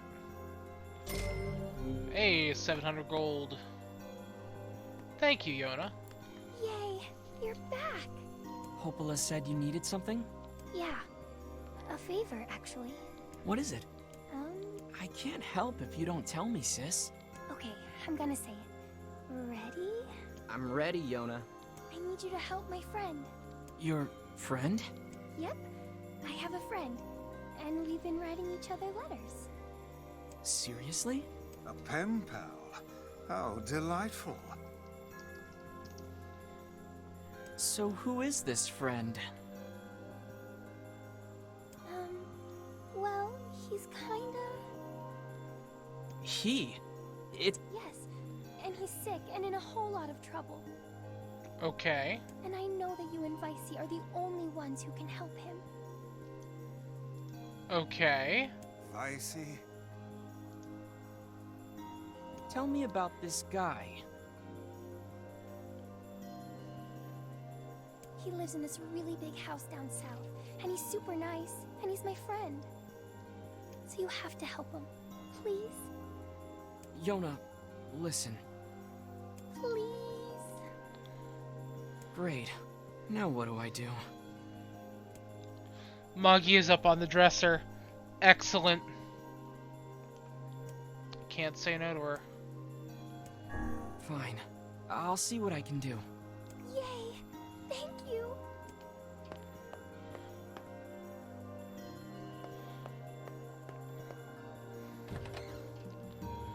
Great. Yona's got a boyfriend. Yeah, she does. Is something amiss, lad? Your voice is trembling. No, it isn't. Shut up!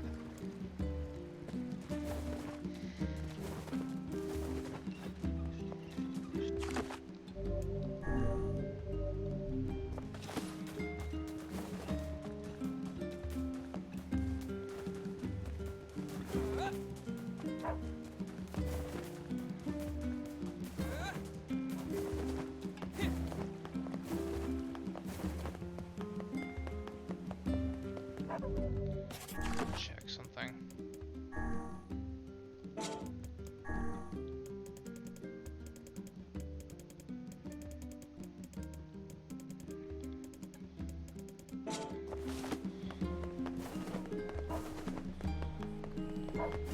Alright, let's go see Yona's boyfriend.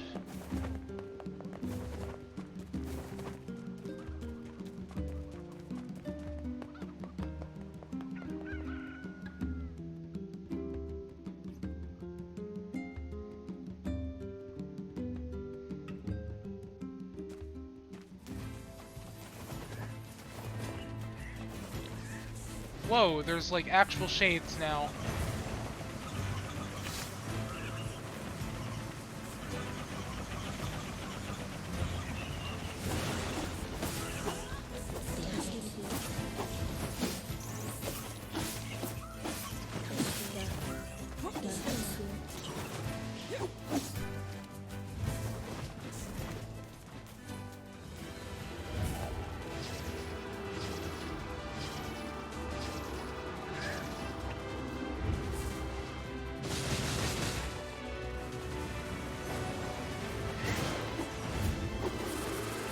How can these creatures let us dispatch them without complaint? And what would make them appear in this area in the first place? This is hardly what one would call especially fertile ground.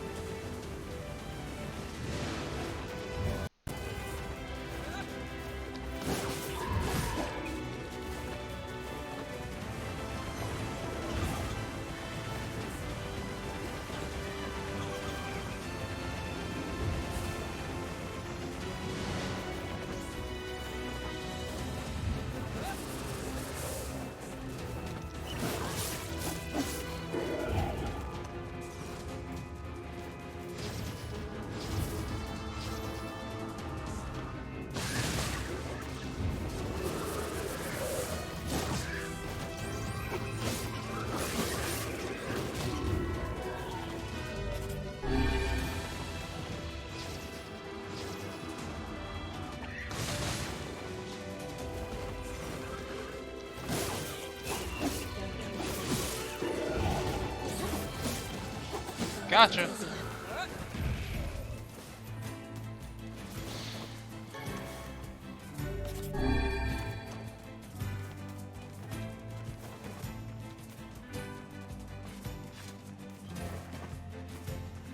Yeah, no, if it's Gideon at the scrap heap, then, like, I'm sorry, Yona, you're single.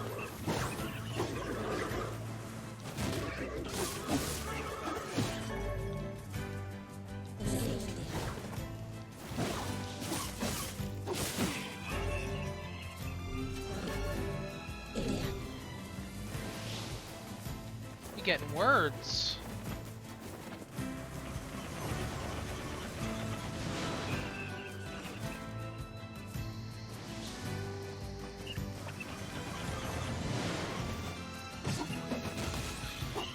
So words go on your weapons and skills, and they augment them.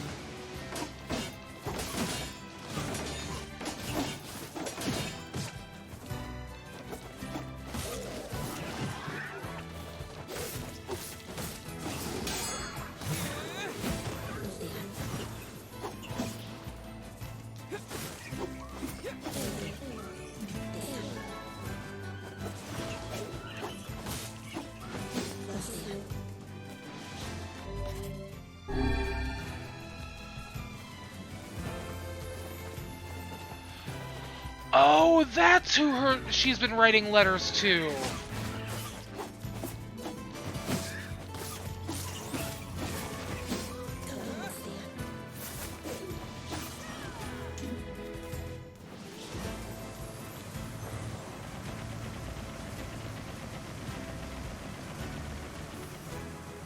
Okay, to not spoil anything,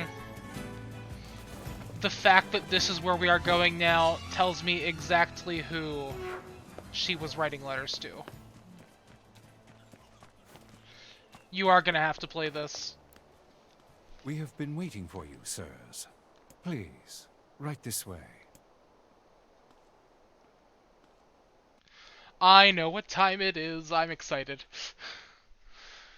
Anybody who has base memory of Nier, you might remember who lives in this house. No spoilers.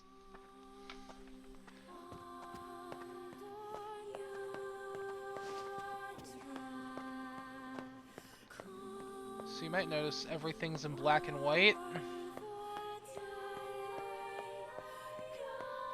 Not only is everything in black and white, we have Resident Evil camera angles.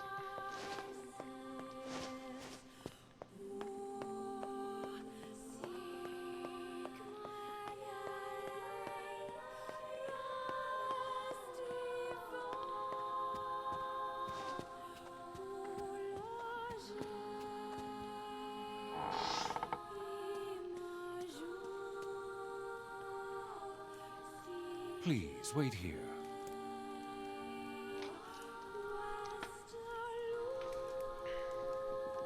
Waiting's a bitch. Just let me know if any shades show up, okay? Oh, thanks, Kaine.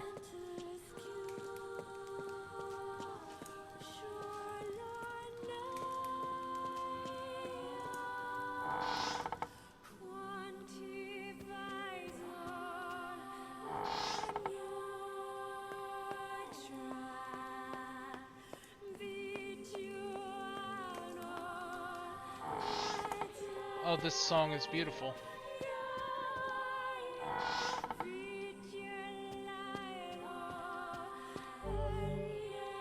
There's a keyhole marked darkness here. I do not like this one bit. What's the matter, Vice? Scared? That portrait's in color. All of them are. Perhaps we should head back, yes? You get the shield key. There's a keyhole marked moon here.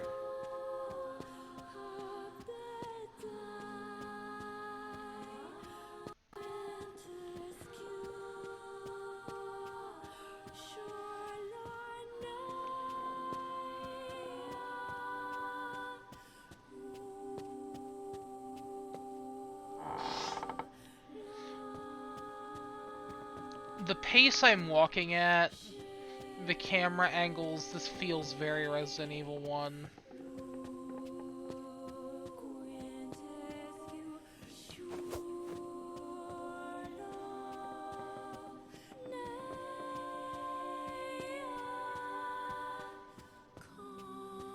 I think I started in this room.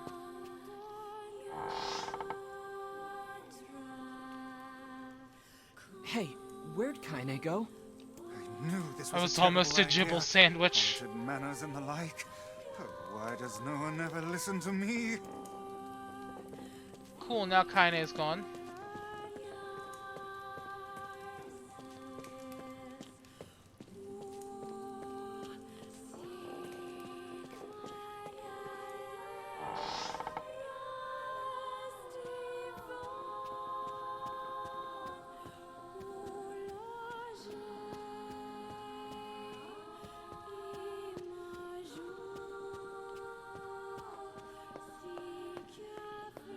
Okay.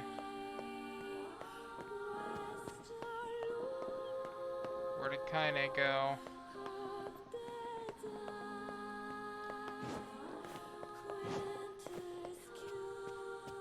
Can I leave? It's locked.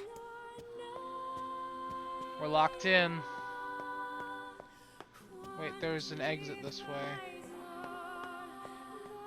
Ah. Oh, the way out. That's what it is.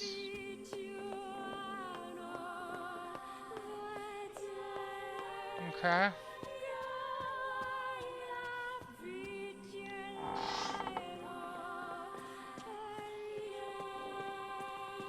Let's check the kitchen again.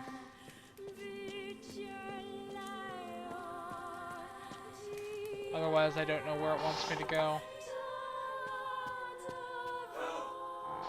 Get me out of here! I heard that.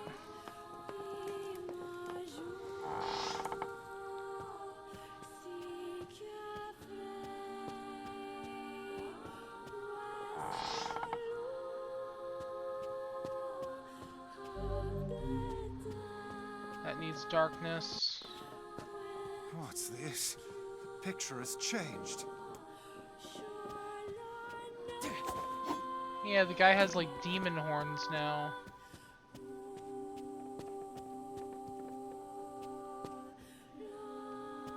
I do not like these pictures.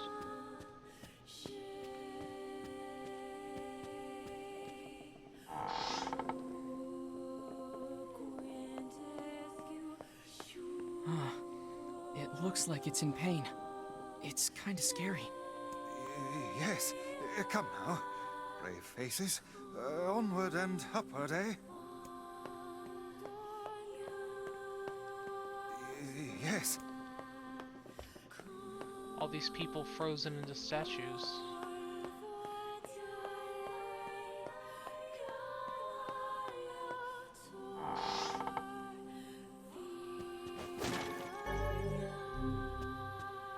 I've obtained the hidden items tutorial.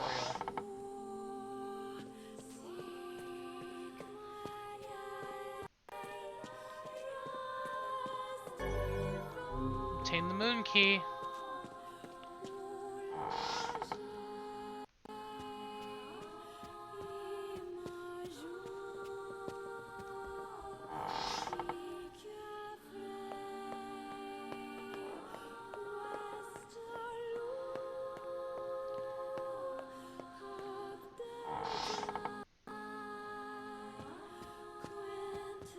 Which I believe opens the Shades! What foul hole did they crawl from?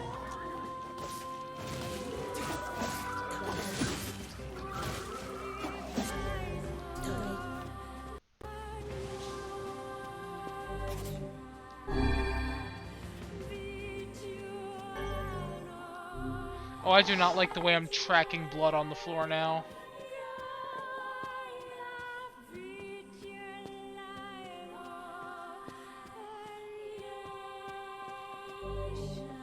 Star key.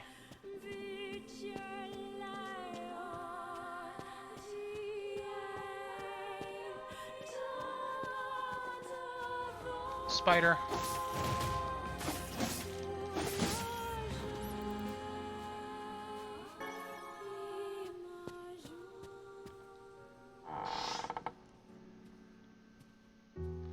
There's the boy.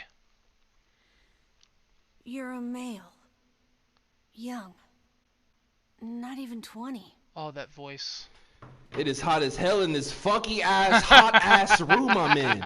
Is that the Grim Reaper? It's not the Grim Reaper. But it is a friend. One I've been very excited to talk to in this game. You figured that out from my footsteps? It's not hard once you know how. Then I suppose I should tell you about my friend Vice. I only heard one set of footsteps. Grimoire Weiss does not strut about like a common land mammal. But enough of this introductory chatter. Let us hear your tale. My name is Emile. I'm the master of Hi, this manor. Emile. So you're the one who sent the letters? Letters? What are you talking about? Of course you don't know. Such a thing would be far too simple. Hi, Emile. No! Stay back! I'm sorry. It's my eyes. Anything I look at gets turned to stone. That's why I live with this blindfold. What a remarkable skill. I've never heard of such a thing. Anyway, I suppose my butler might know more about the letters you received. This key here can unlock any door in the manor, so if you'd like my assistance... No, please, don't trouble yourself. We can get around on our own. Oh, right. Sure. Well, here's the key then. The butler's quarters are at the far end of the manor. Let me at least give you a map. It's a big place, and I don't want you to get lost. Thanks, Emil. The butler's quarters... We'll catch up later, buddy. Vice, what should we do about Kaine? Leave her. That woman is capable enough on her own. Jeez, remind me to never get on your bad side. This door needed the star key.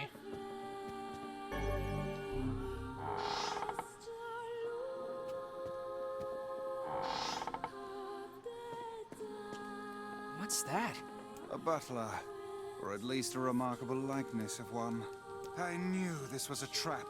Curse my brilliant intuition.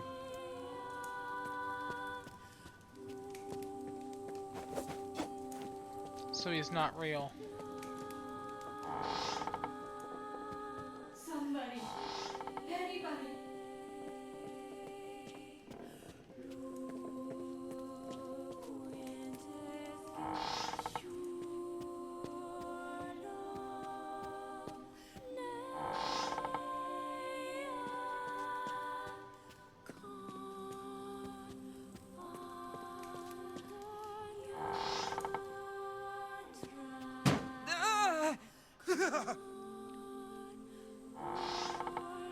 Shades!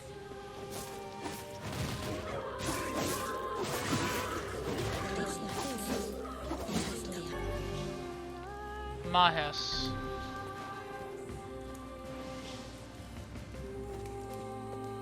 Well, that took care of that.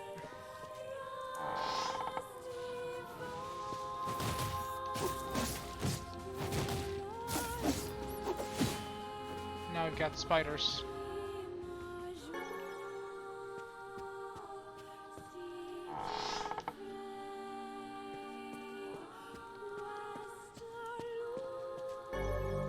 Obtain the light key.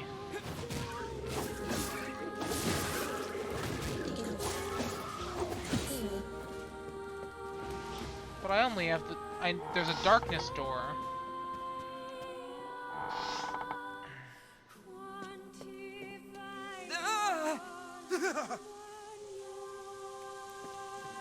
Blood sink.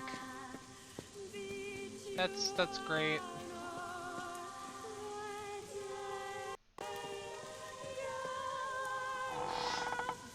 Yeah, Billy Mays here.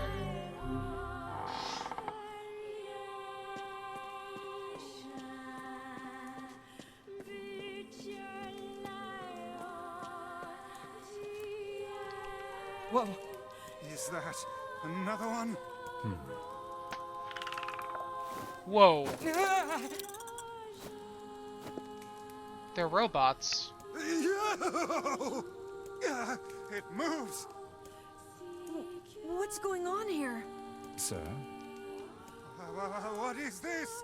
Oh, this is my butler. He helps me out around the manor. He's a good man at heart, but a bit inflexible. Almost like a statue. Yes, and I do apologize for that, Master. He's a robot. He's an automaton. I doubt he's even human. We're here because my sister received some letters from this manor. Yes. I wrote those letters. Please forgive my impertinence. As you may know, Master Emil, deeply pained by his eyes, has shut himself away from the world. He suffers greatly behind that blindfold, and I feel it is my duty to help however I can. I heard tale of the exploits of an emerging hero, and so I sent a letter to you under Master Emil's name. But I received a response from one Miss Yona instead. Wait, so Yona's pen pal is you? It is, sir. My letters merely requested that you come to the manor. I meant no ill intent. I believe Yona saw the exchange somewhat differently. Yeah, sounds like she misunderstood the situation. Regardless, I am quite pleased to see you here. Long have I dreamed of the day we might be able to do something about Master Emil's eyes. I see. Yes, well, I am afraid we, or at least this lad beside me, is neither hero nor physician, so if you'll excuse us... Please, we're so close. The cure for Master Emil's condition is located in this very manor. Then why don't you just go get it? Alas, the location of the cure has become a den for those abominable shades, and I lack the skill to combat them. I beg of you, defeat the shades and restore Master Emil's sight. I can try. You know this is an impossible task. Why would you ask it of our guests? Emil for Smash. Yes, I agree. Well, we've no more time to waste, so... It's okay. We'll do it. See here, lad. This is no time to play the hero. People need to look out for each other, Vice. Plus, we have to find Kaine anyway. 1,000 thank yous. I owe you a debt that can never be repaid. Let me guess, Darkness Key? I'm really sorry for all the trouble. My butler cares so much for... 1,000. Emil has joined the party.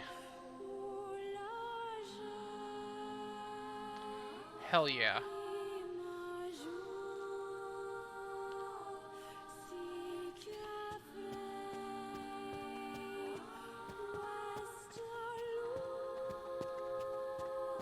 But hey, at least I can petrify your enemies. That's gotta be some help, right? I appreciate that. Thank you, Emil. I can't let you do this on your own. So I'll be right here if you need me. Maybe my eyes can be useful for once.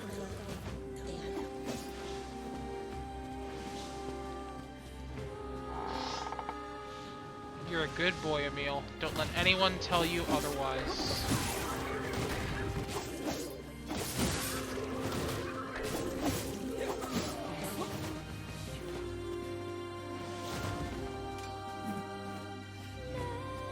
You're a very, very good boy.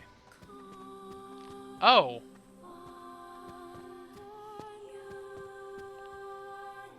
And this dude's like wasting away.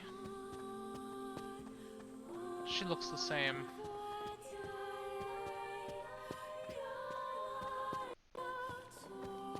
But now my guy is like Demon Lord the Fifth.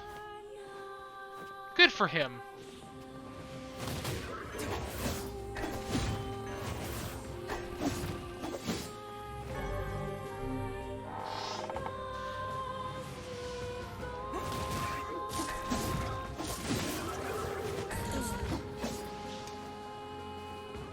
Thank you, Emil.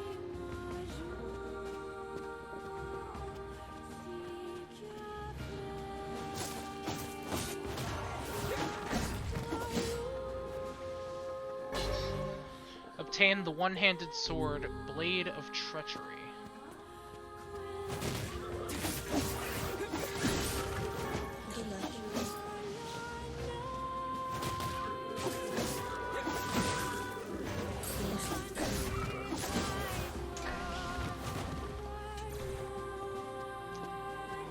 Okay, so that's a save point, so I'm assuming there's a boss fight that way.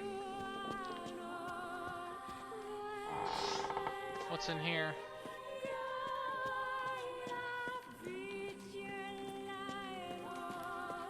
Some kind of library. A library.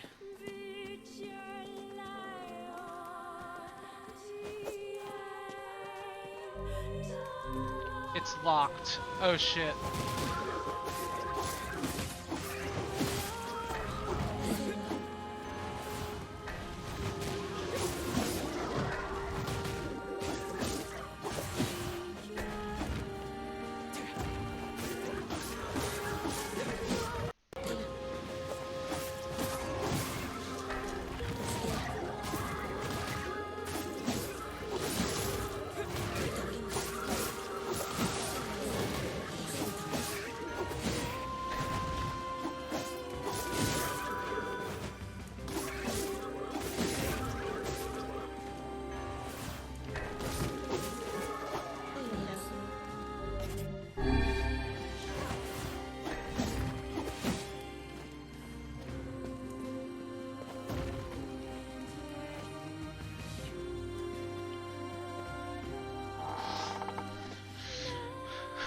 Thank you.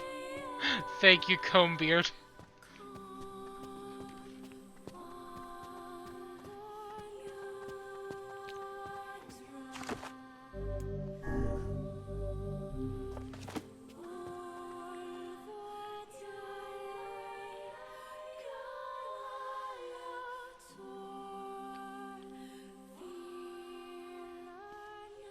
This is it.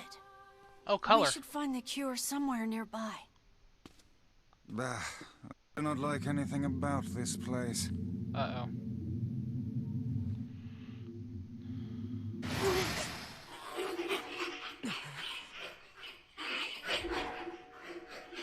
What the heck?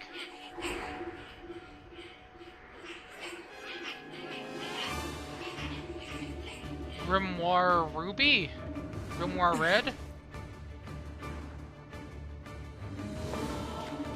It's a red grimoire. This book's kind of like you, Vice. Oh, aren't we clever? As if any mere tome could compare to the wonderment that is Grimoire Vice. All I know is it's red, which means no magic.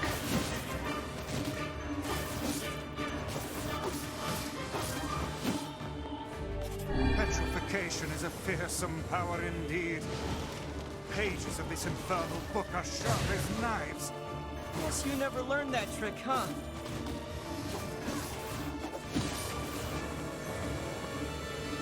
There's no end to this.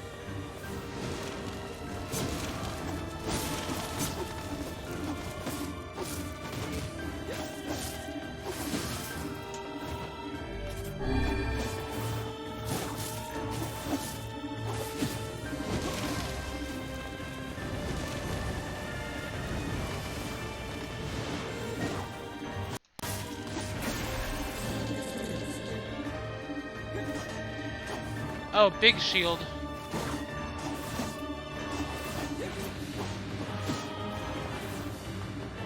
Oh no! I can't petrify it! Huh.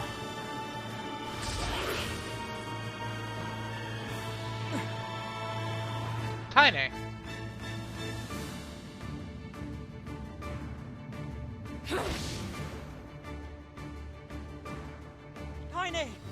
And where have you been, hmm? Lost. Where have you been? Getting stomped by this thing. Help! This foe's strength is beyond measure. What do we do? I am an arcane text, not some manual of combat. You are supposed to deal with such matters. You guys run! I'll hold it off while you escape! Who's this kid? That's Emil. He's the one who runs this. Fuck, this book is a real asshole! She's not even listening. She's too busy vomiting filth disguised as language. You guys go! This is my fight! I can't ask you to die for me! Aye, aren't we the bold one? And yet I fear that would be a foolish course of action at this juncture. Besides, we'd never let you do that. Would you all please just shut the hell up? What? I'm just saying, if you bastards want to have a goddamn civilized Right, discussion on the merits of bravery and sacrifice, we can do it later. Is this your way of encouraging us? Have we truly sunk to motivational speeches from a woman in her undergarments? I guess so.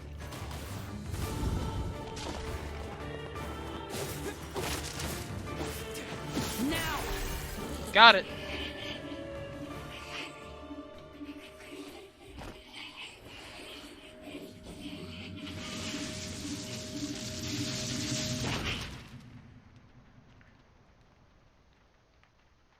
It blew up.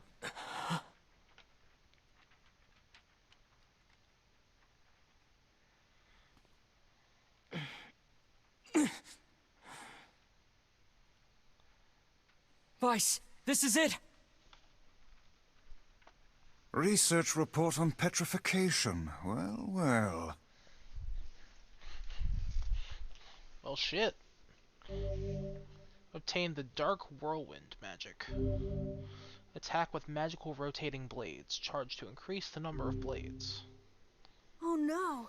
This passage is written in some kind of code. We went through all this trouble to find it, and now... Oh look, Jeeves is back. Please allow me to handle this, Master Emil. I shall put all of my efforts into deconstructing this cipher. No matter how long it takes, I will not fail. Sebastian. Ah, so the servant has a name after all.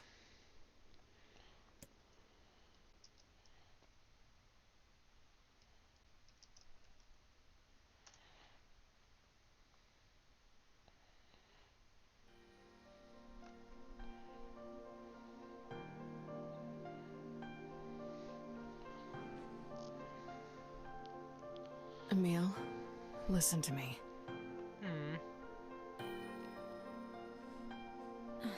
What is it, Kaine?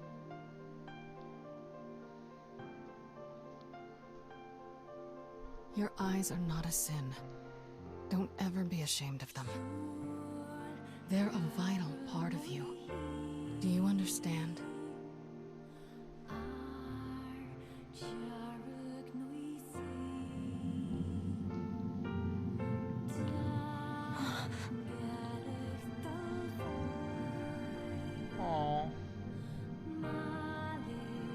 What's this? A shade? How did you...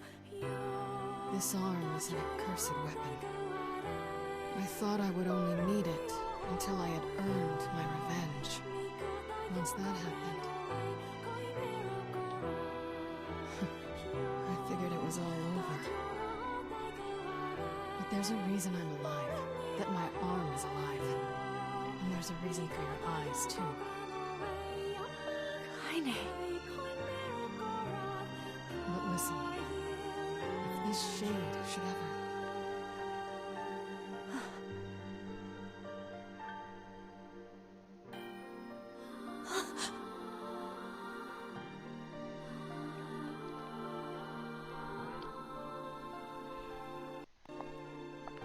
No!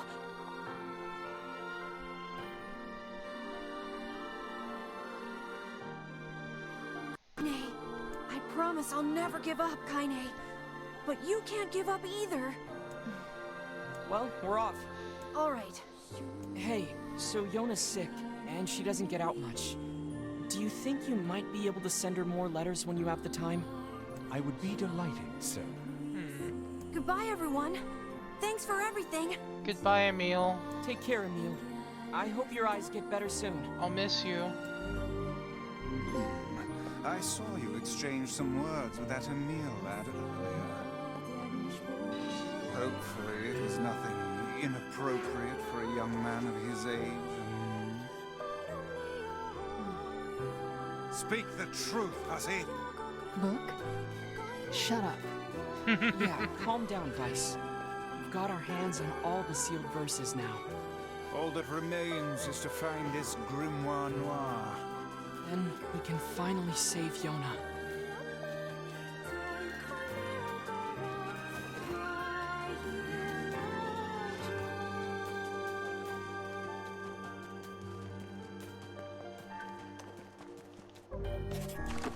Um...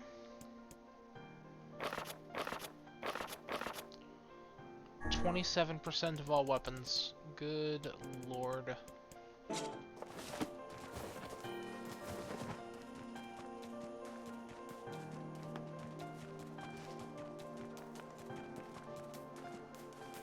Good lord.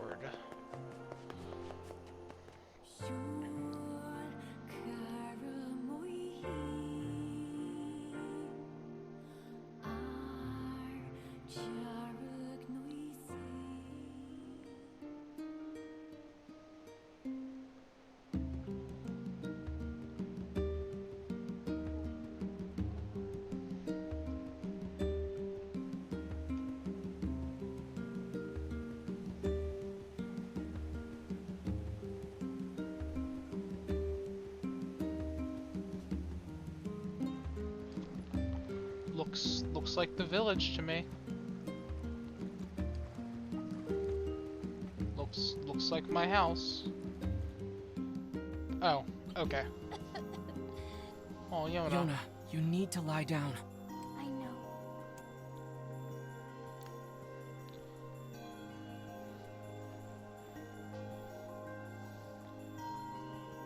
It won't be much longer, I promise. I finally collected all of the sealed verses. Now, I just need to find Grimoire Noir. It sounds dangerous. Will you be okay? Of course I will. Is this gonna make me better? Is my cough going to go away? I hope so. Definitely. Yona?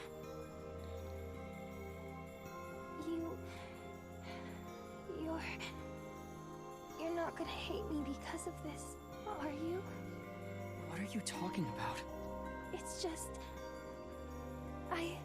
I don't want you to hate me because of this terrible disease. Yona, I could never hate you. I'm gonna go see if Popola has more medicine.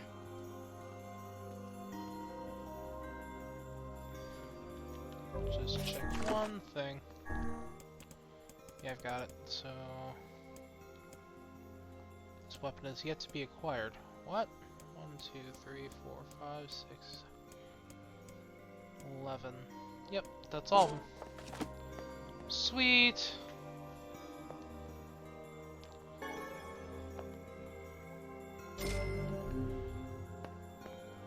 Because I do plan on doing all the endings. Yona's looking weaker and weaker every day.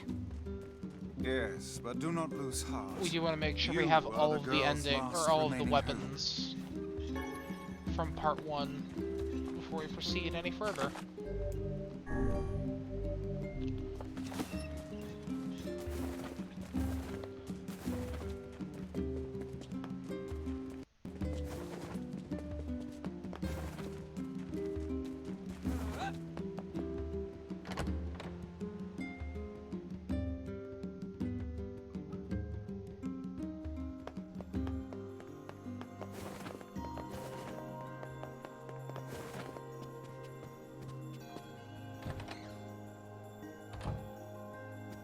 Popola, Yona's cough is getting worse. Oh, that's not good. Any chance you could give me some more medicine? Please? The thing is, I actually just ran out. I hate to ask this, but can you get me some vapor moss? You'll find it growing near the southern gate. Vapor moss, huh? I'll be right back. Near the southern gate.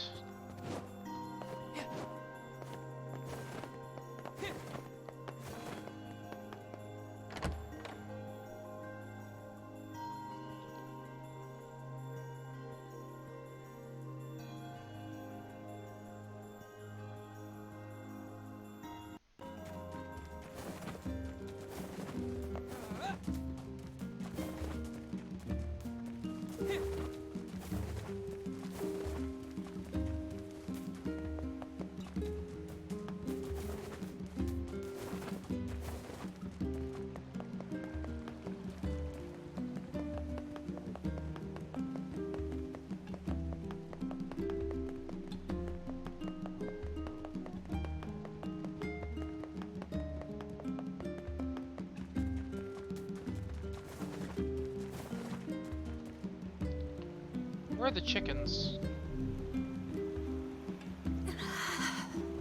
What? Emil. Emil? What's wrong with my boy?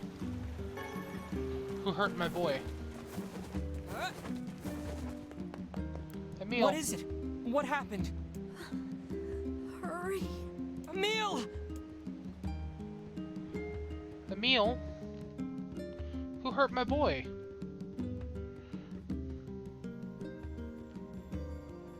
He doesn't seem to be sick. I think it's just fatigue. I can't imagine how hard it must have been to run all this way without sight. Are you alright, Emil? I can see it. Hey, just take it easy, okay? The air. It's vibrating. I can feel it behind my eyes. Sounds like you got a migraine. So much pressure. Oh God, The there's so many chickens, of the them. chickens got him. No. Get out. Get out of the village. The shades are coming. Shit. Huh? Sounds like they're already here. Come on, let's go.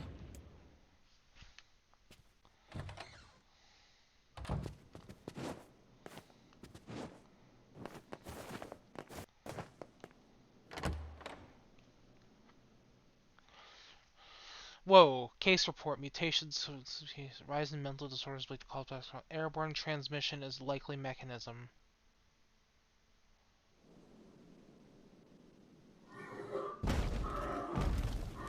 Damn it! It's not gonna hold!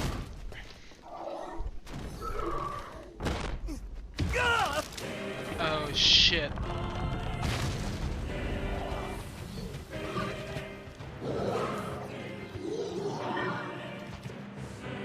The shades are attacking.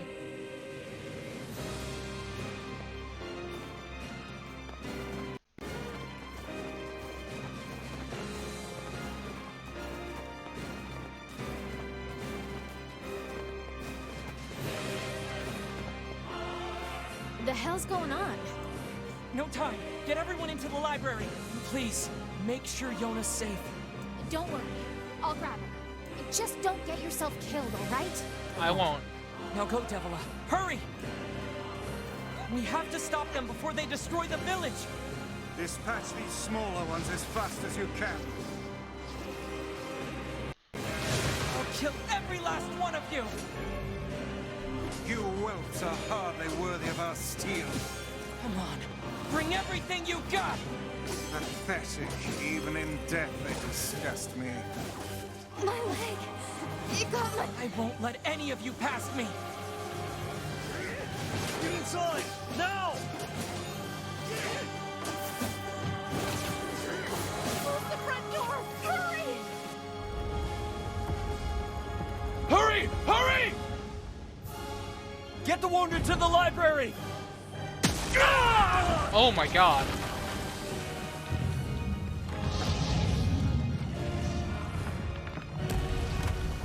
Oh, big boy.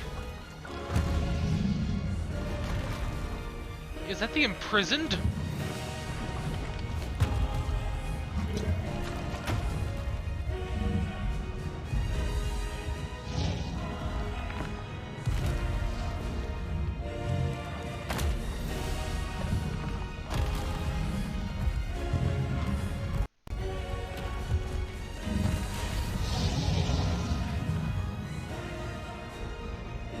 Dear, what is that brute?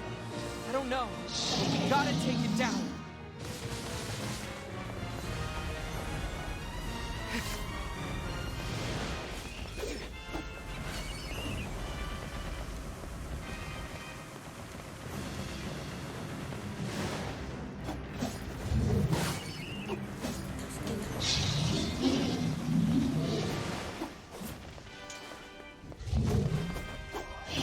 Get closer and make him attack. Find an opening for your attack. I'm working on it. The arms are vulnerable when it attacks.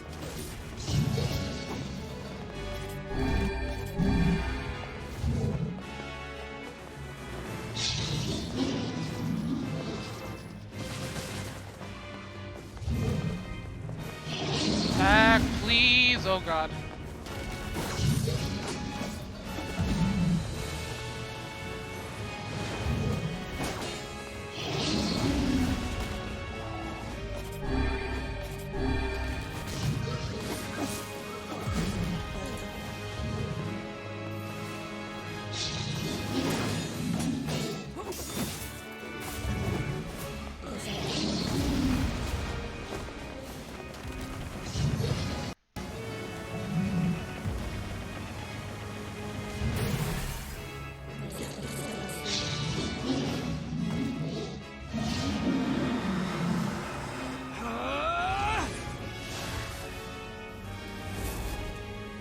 Get punched!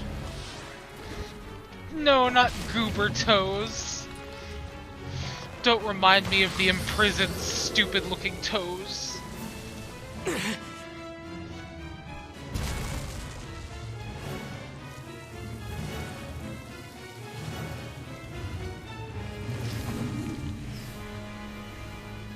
Oh shit. Okay, that's not good.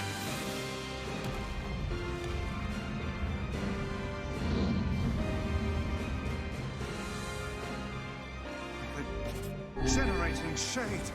How will we even know if our attacks are working? We'll just have to keep hitting it until we find out.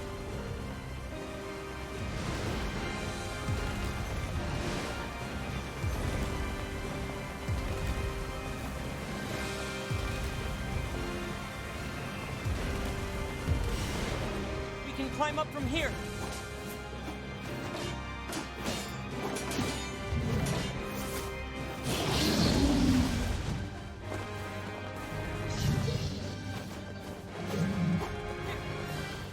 Climb as fast as you can!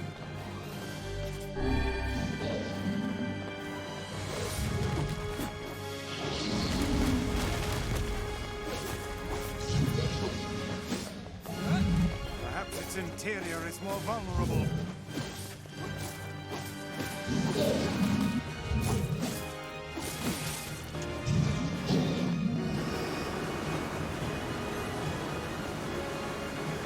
So then fire some magic into its mouth.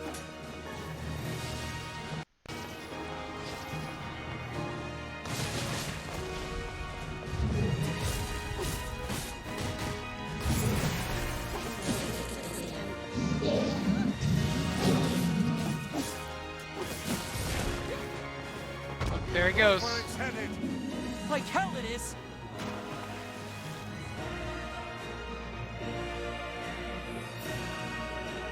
Well, that was real brave of me. I hate to ask, but can you not swim? Don't tell Yona, okay?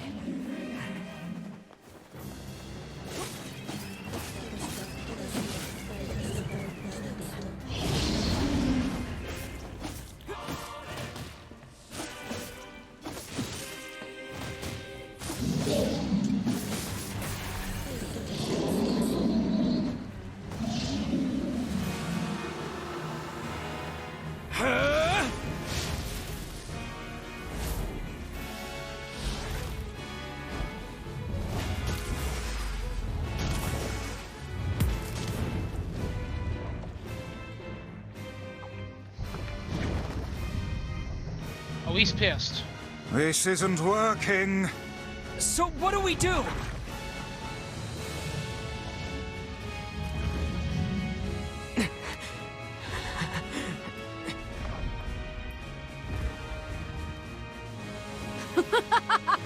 Oh hell yeah, Kaine's here.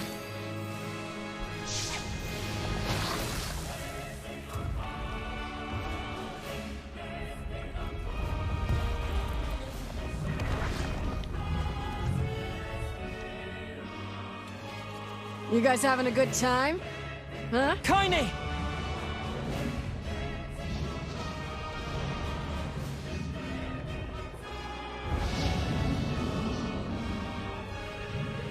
Underestimate us at your own peril, fiend. Keep hitting it. At some point, it's got to start working. Is she trying to raise our morale, or is she honestly that insane? Either one works for me. Let's go!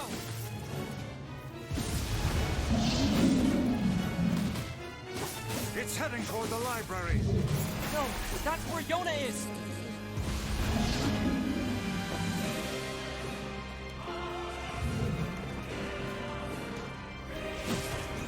You're gonna die today, shithog! Shithog? Oh, come now, that's not even a real word. You're almost there. Keep pushing. Looks like you've learned how to swing that thing. I'm glad you noticed.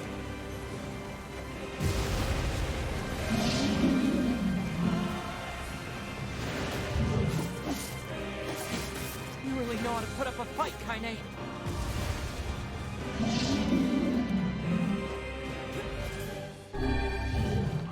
Okay, I think I'm supposed to go up. Come on, keep pushing it!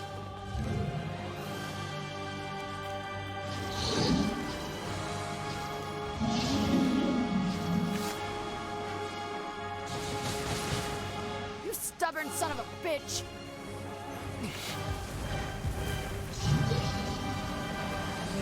Okay, what do you want me to do? Oh, there we go.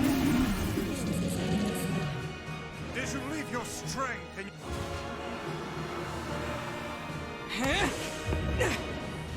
Oh, yeah.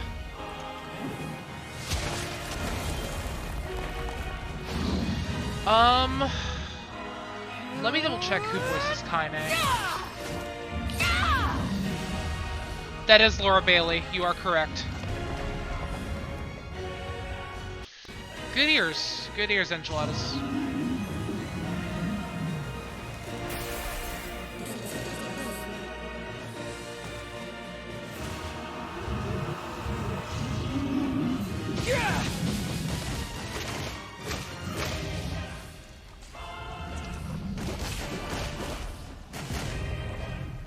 Oh, now he's got a beard.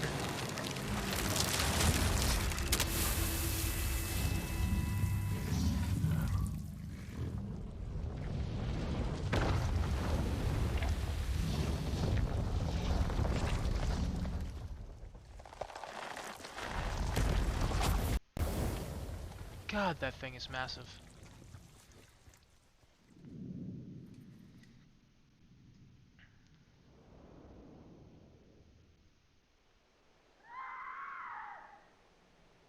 Uh-oh. Oh no. Shade's in the library. Yona! I'm coming, Yona.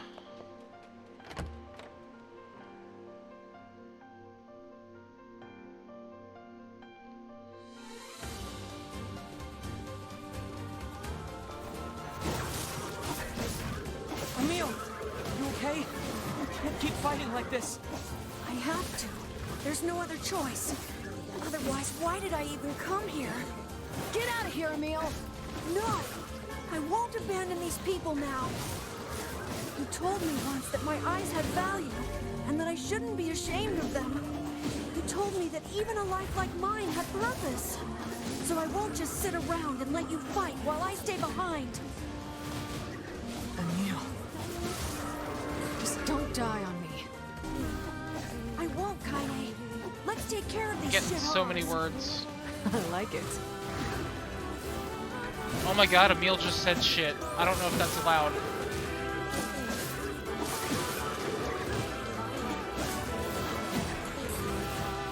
We can't let any more shades in here.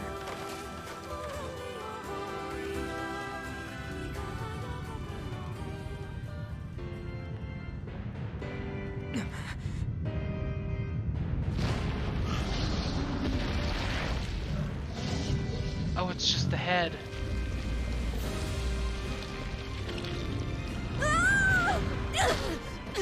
Emil, no! Emil! Is there no way to kill this infernal thing? Part 2.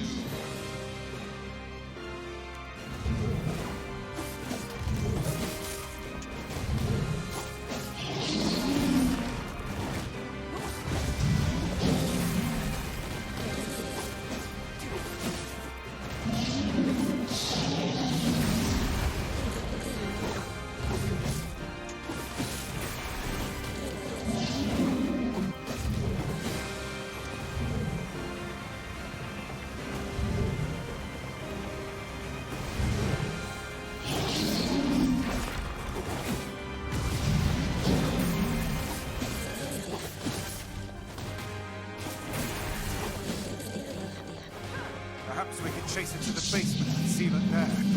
Those walls are thick rock. I doubt even this beast could break them.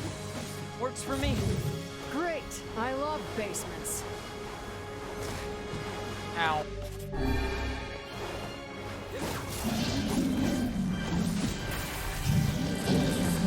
Do it! Knock it down the basement!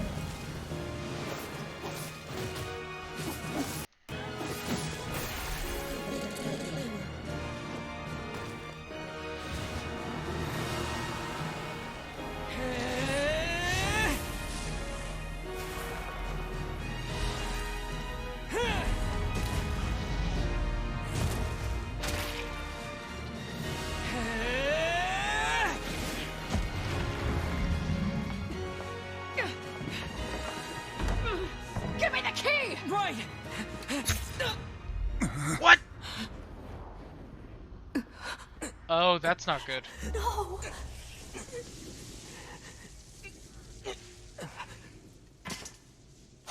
Well, at least that's not in the heart, right? That's like the shoulder.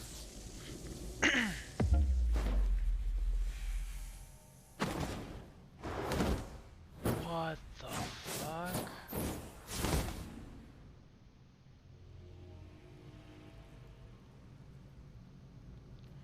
Hey, that's my Yona. Can you please put my Yona down, please? God. Yona! Is that Grimoire Noir?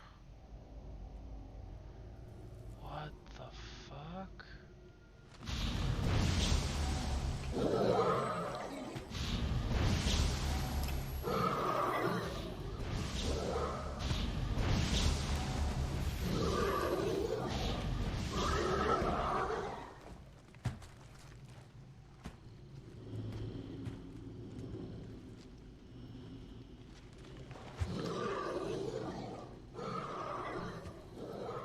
Can you please put Yona down? She needs to go back to bed. Is that the leader of these creatures? Looks a lot like Nier.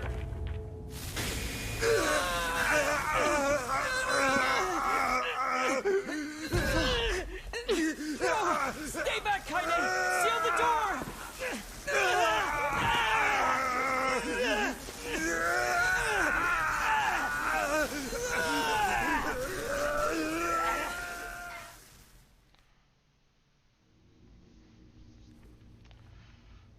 Okay. Finally. Where am I? David Hayter? It's been a long time, Grimoire Weiss. Who are you? What is this place? I am Grimoire Noir. Grimoire Noir, voiced by DC Douglas. What? Do you not remember, Grimoire Weiss? We two serve a higher purpose. Enough lies. Stay back. Why do you try to suppress Oh my the god, memory? that's Kamoshida from Persona Do 5. you That's fear Albert hurting Wesker. someone close to you? It's just Albert Wesker. It's literally just his Preposterous. Wesker voice. Your denial is preposterous. We are mere books created to serve the Chris! Shadow Lord. You have no right to forsake him. The Shadow Lord? Do you remember our ultimate goal? Our ultimate goal? White and black shall fuse to one and set free shades to the world. Fuse? Fucking Albert Wesker. No, I cannot. Just when I don't I want will him not. to show up. I will never. Your chance encounter with this boy. Oh wait, that's also Legion. Your collection of the sealed verses. That's all the Geth. It was all set in motion Two. by the Shadow Lord himself. No. Lies. The time has come for us to create a new and perfect world. We shall become as one, you and I.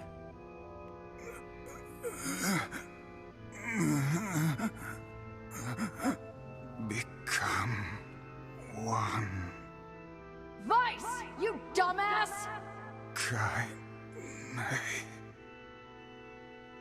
Start making sense, you rotten book, or you're gonna be sorry. Maybe I'll rip your pages out one by one, or maybe I'll put you in the goddamn furnace. How can someone with such a big smart brain get hypnotized like a little bitch, huh? Oh, Shadow Lord, I love you, Shadow Lord. Come over here and give Vice a big sloppy kiss, Shadow Lord. Now pull your head out of your goddamn ass and start fucking helping us! God, I love Kaine so much. I am one with the Shadow. Huh? Bitch. We grimoires exist to create in this world a new and just paradise. We must unite. The world demands it. Paradise. Yes, and we are so close to realizing it. Please don't go, Vice. Who's there? It's okay. I'll understand. I'll understand if you forget us. But I promise I won't forget you. I'll remember you, no matter what. I'll keep the memory of Grimoire Weiss alive forever. And that's not all I'll do. You hear me? I'll chase you till the end of time, and I'll bring you back to us. So Weiss, please. Please come back! Damn it, we need to stop him! If we don't do something, that black book will absorb Weiss!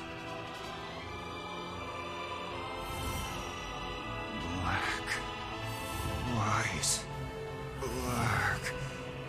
Weiss. Yes, now we shall unite in common purpose.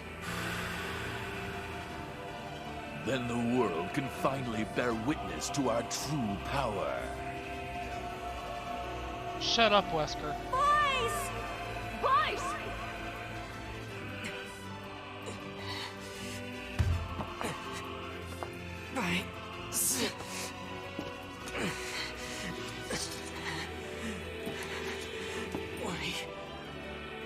We've got to...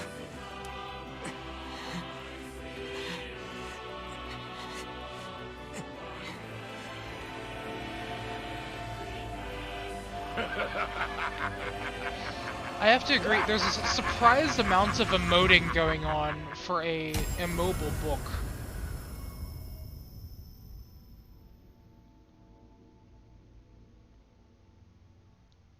For the last time, my name is Grimoire Weiss, and it is not to be abbreviated. Weiss! Weiss! Good to see you, Kaine.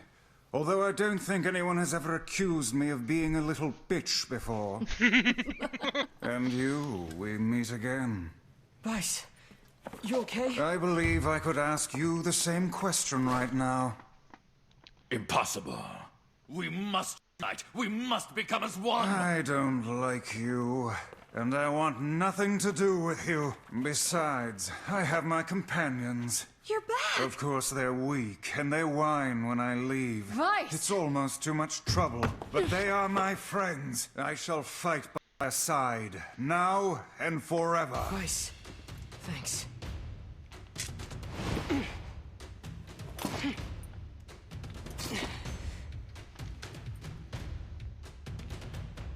Oh, so I'm just fighting him.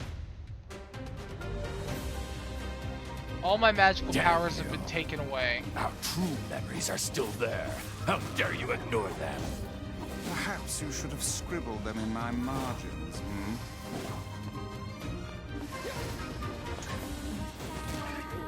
Oh, it's Song of the Let us Ancients! start by dispatching the nearby distractions.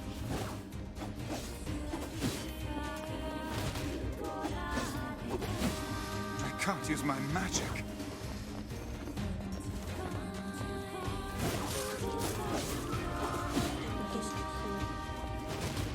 The fiend has stolen the sealed verses.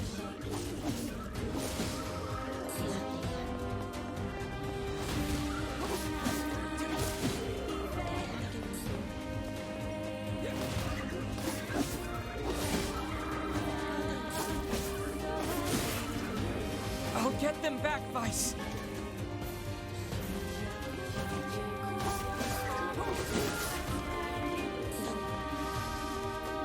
Ho, ho! It will take more than that to make us flinch.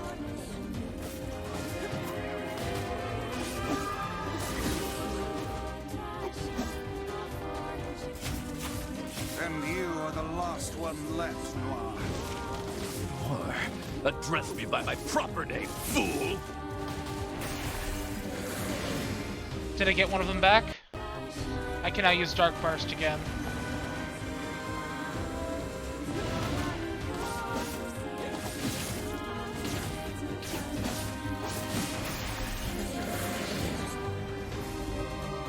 I can now use Dark Lance again.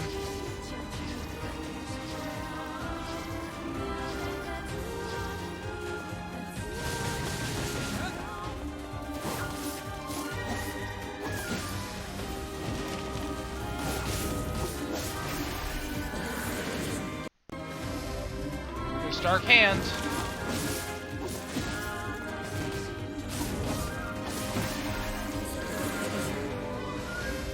Dark Phantasm.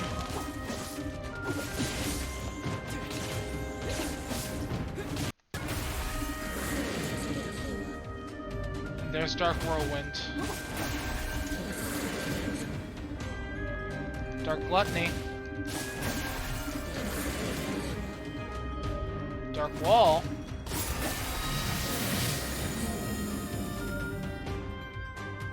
Dark Execution. I don't think I had Dark Execution. Good heavens! The roof is about to collapse! Here it comes! Stay back! I can't run now.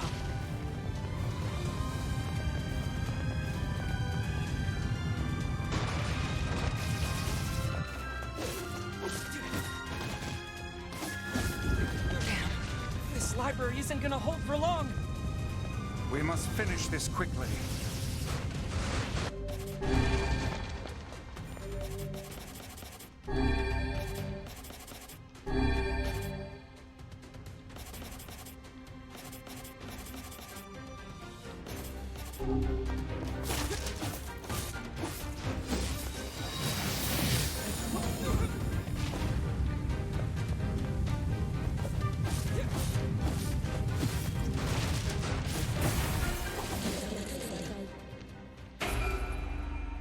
What? Vice! Oh. No! That's not good.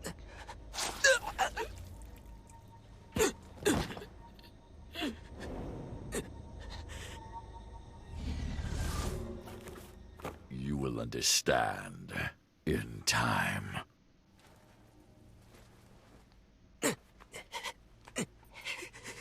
Yona! Oh shit. Get up! No! Give my sister back!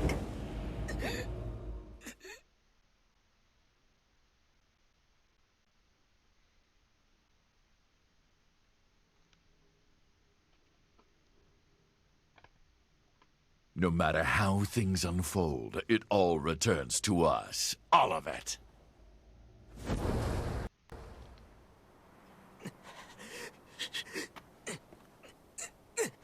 Yona! Yona! Yo, my man, you are not well. Yona!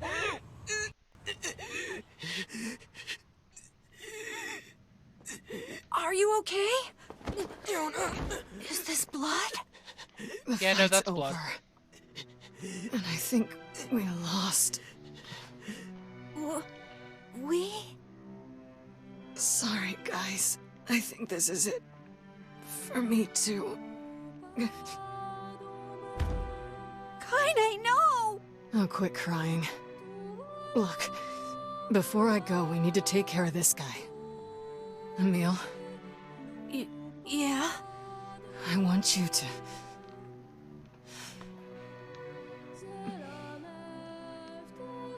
I want you to petrify me. You can use me to keep this thing Yeah, locked Emil away is down the there. only one who can ask if someone's okay. No! I can't! And he's blind. Stop! He's right! It's suicide! You can't do it! Your powers exist to protect others, right? Kaine! Just do it, Emil. But... If you don't, it's gonna break down this fucking door! I don't know what to do!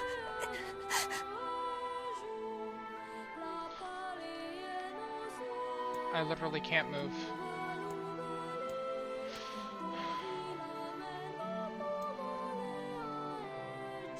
I guess petrify Kaine.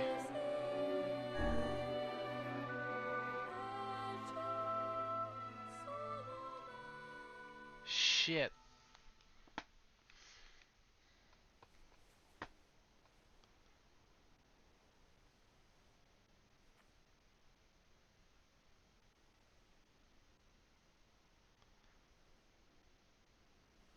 Kaine. No more crying, okay?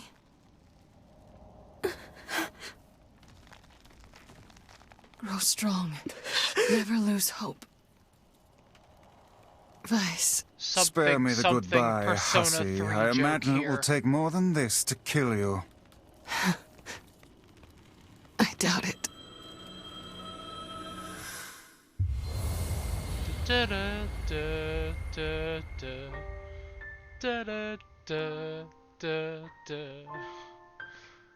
Well, this is actually kind of fucked up.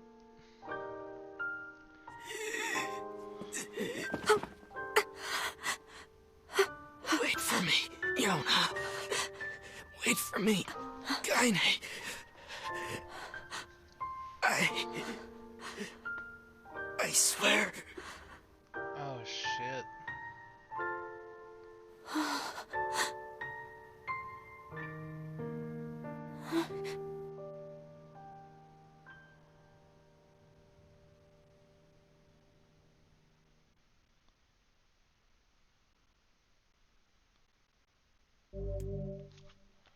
Yeah, I would like to save progress up to this point.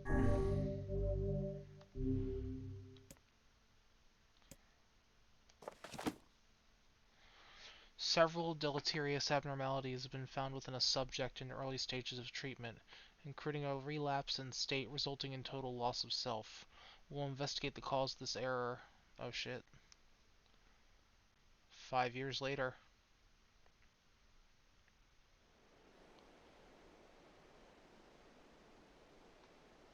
Well, looks like they fixed the library.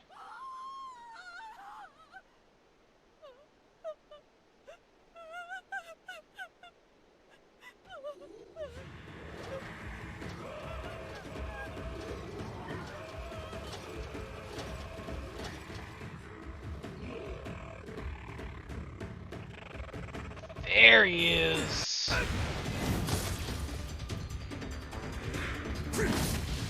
And with a time skip,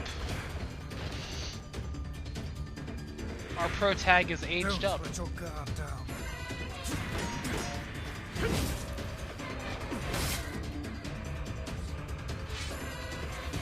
I guess that was a tad obvious. Now we have two-handed weapons.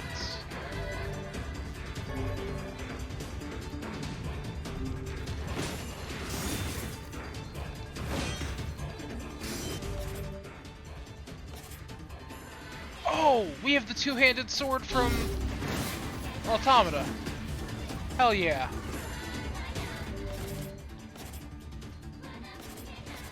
Or they gave us all of it.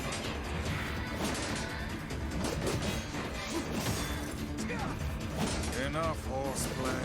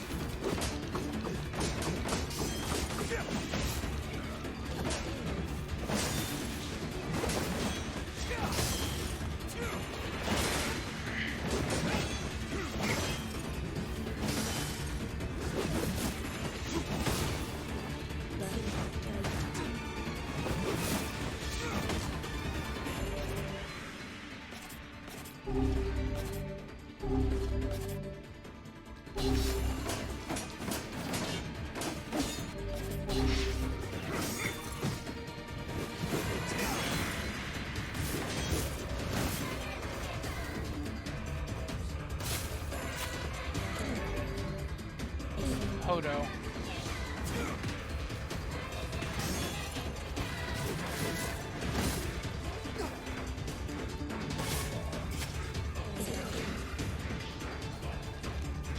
you, bud.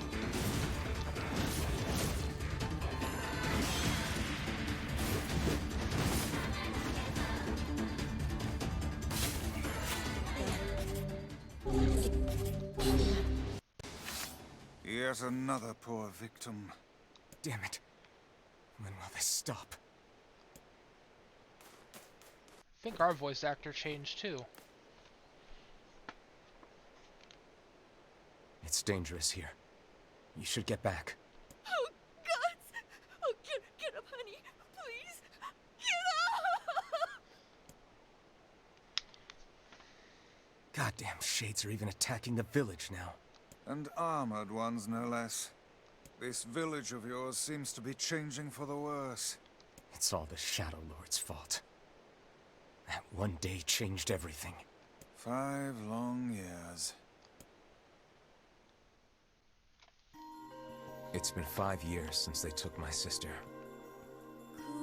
I spent every waking moment searching for her, but all I found is heartache and despair. This world is winding down. Between the shades and the black scrawl, there won't be anyone left soon. My life now, and my purpose, is hunting shades. Someday I'll find a clue that will lead me to the Shadow Lord. I believe that. I have to.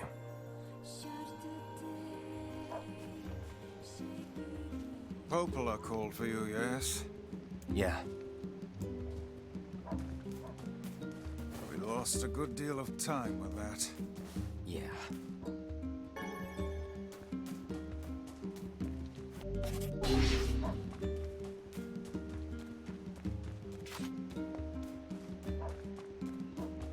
Let's save. Oh, I am loving this.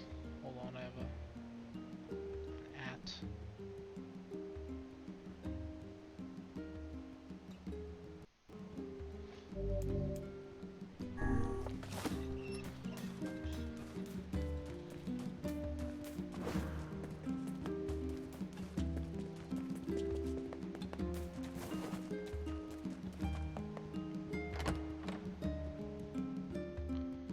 Devil and Popola went back home. That made me lonely. Oh, that's Yona's journal still. Oh no, the hole is not fixed. Well, kinda.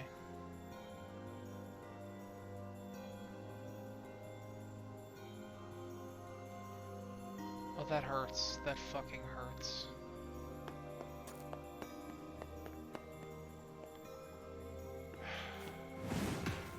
Go get you out of there. I think I'm beginning to understand. Climate change wasn't the cause of our woes. It was only a symptom. The real trouble started when something terrible came down from the sky.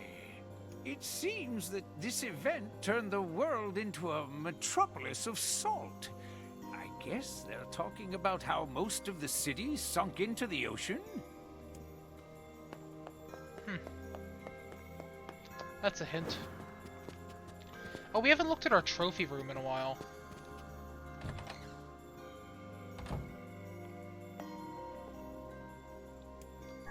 It's that lizard thing we fought in the area. Who would make a figure of that anyway? And what is it doing here? This is from the junk heap. For a decoration, it's certainly in poor taste.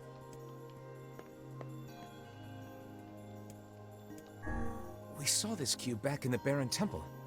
Perhaps the Prince of Facade gave it to Popola as a gift? Look, Vice. Somebody made a copy of you. Nonsense. I am nowhere near this filthy. It's a sculpted leaf. Right? This is the first sane thing I have seen in this room. We're missing one up there.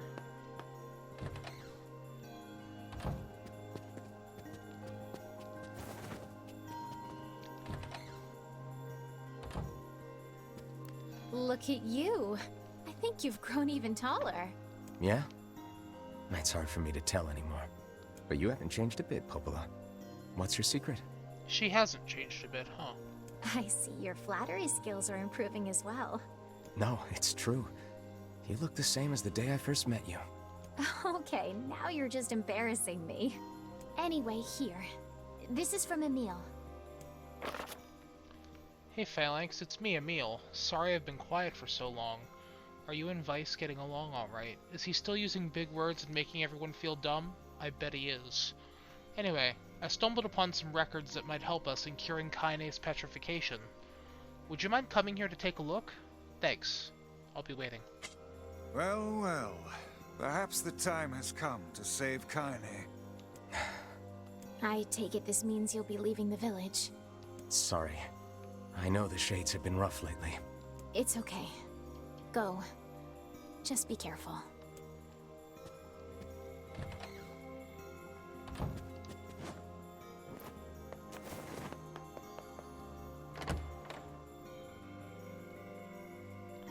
And with that, I think it's time to save and end this session. We have officially crossed the halfway point of Nier's story, or at least for this ending. So I'm very excited to see where things go from here. Once again, I want to thank you all, of course, for joining me today. I might be back this evening with some Pokemon Snap, because I do want to keep going through that with y'all. So if so, I will see you probably around 8 p.m. Same time, same place. No, thank you, You were close! Yes.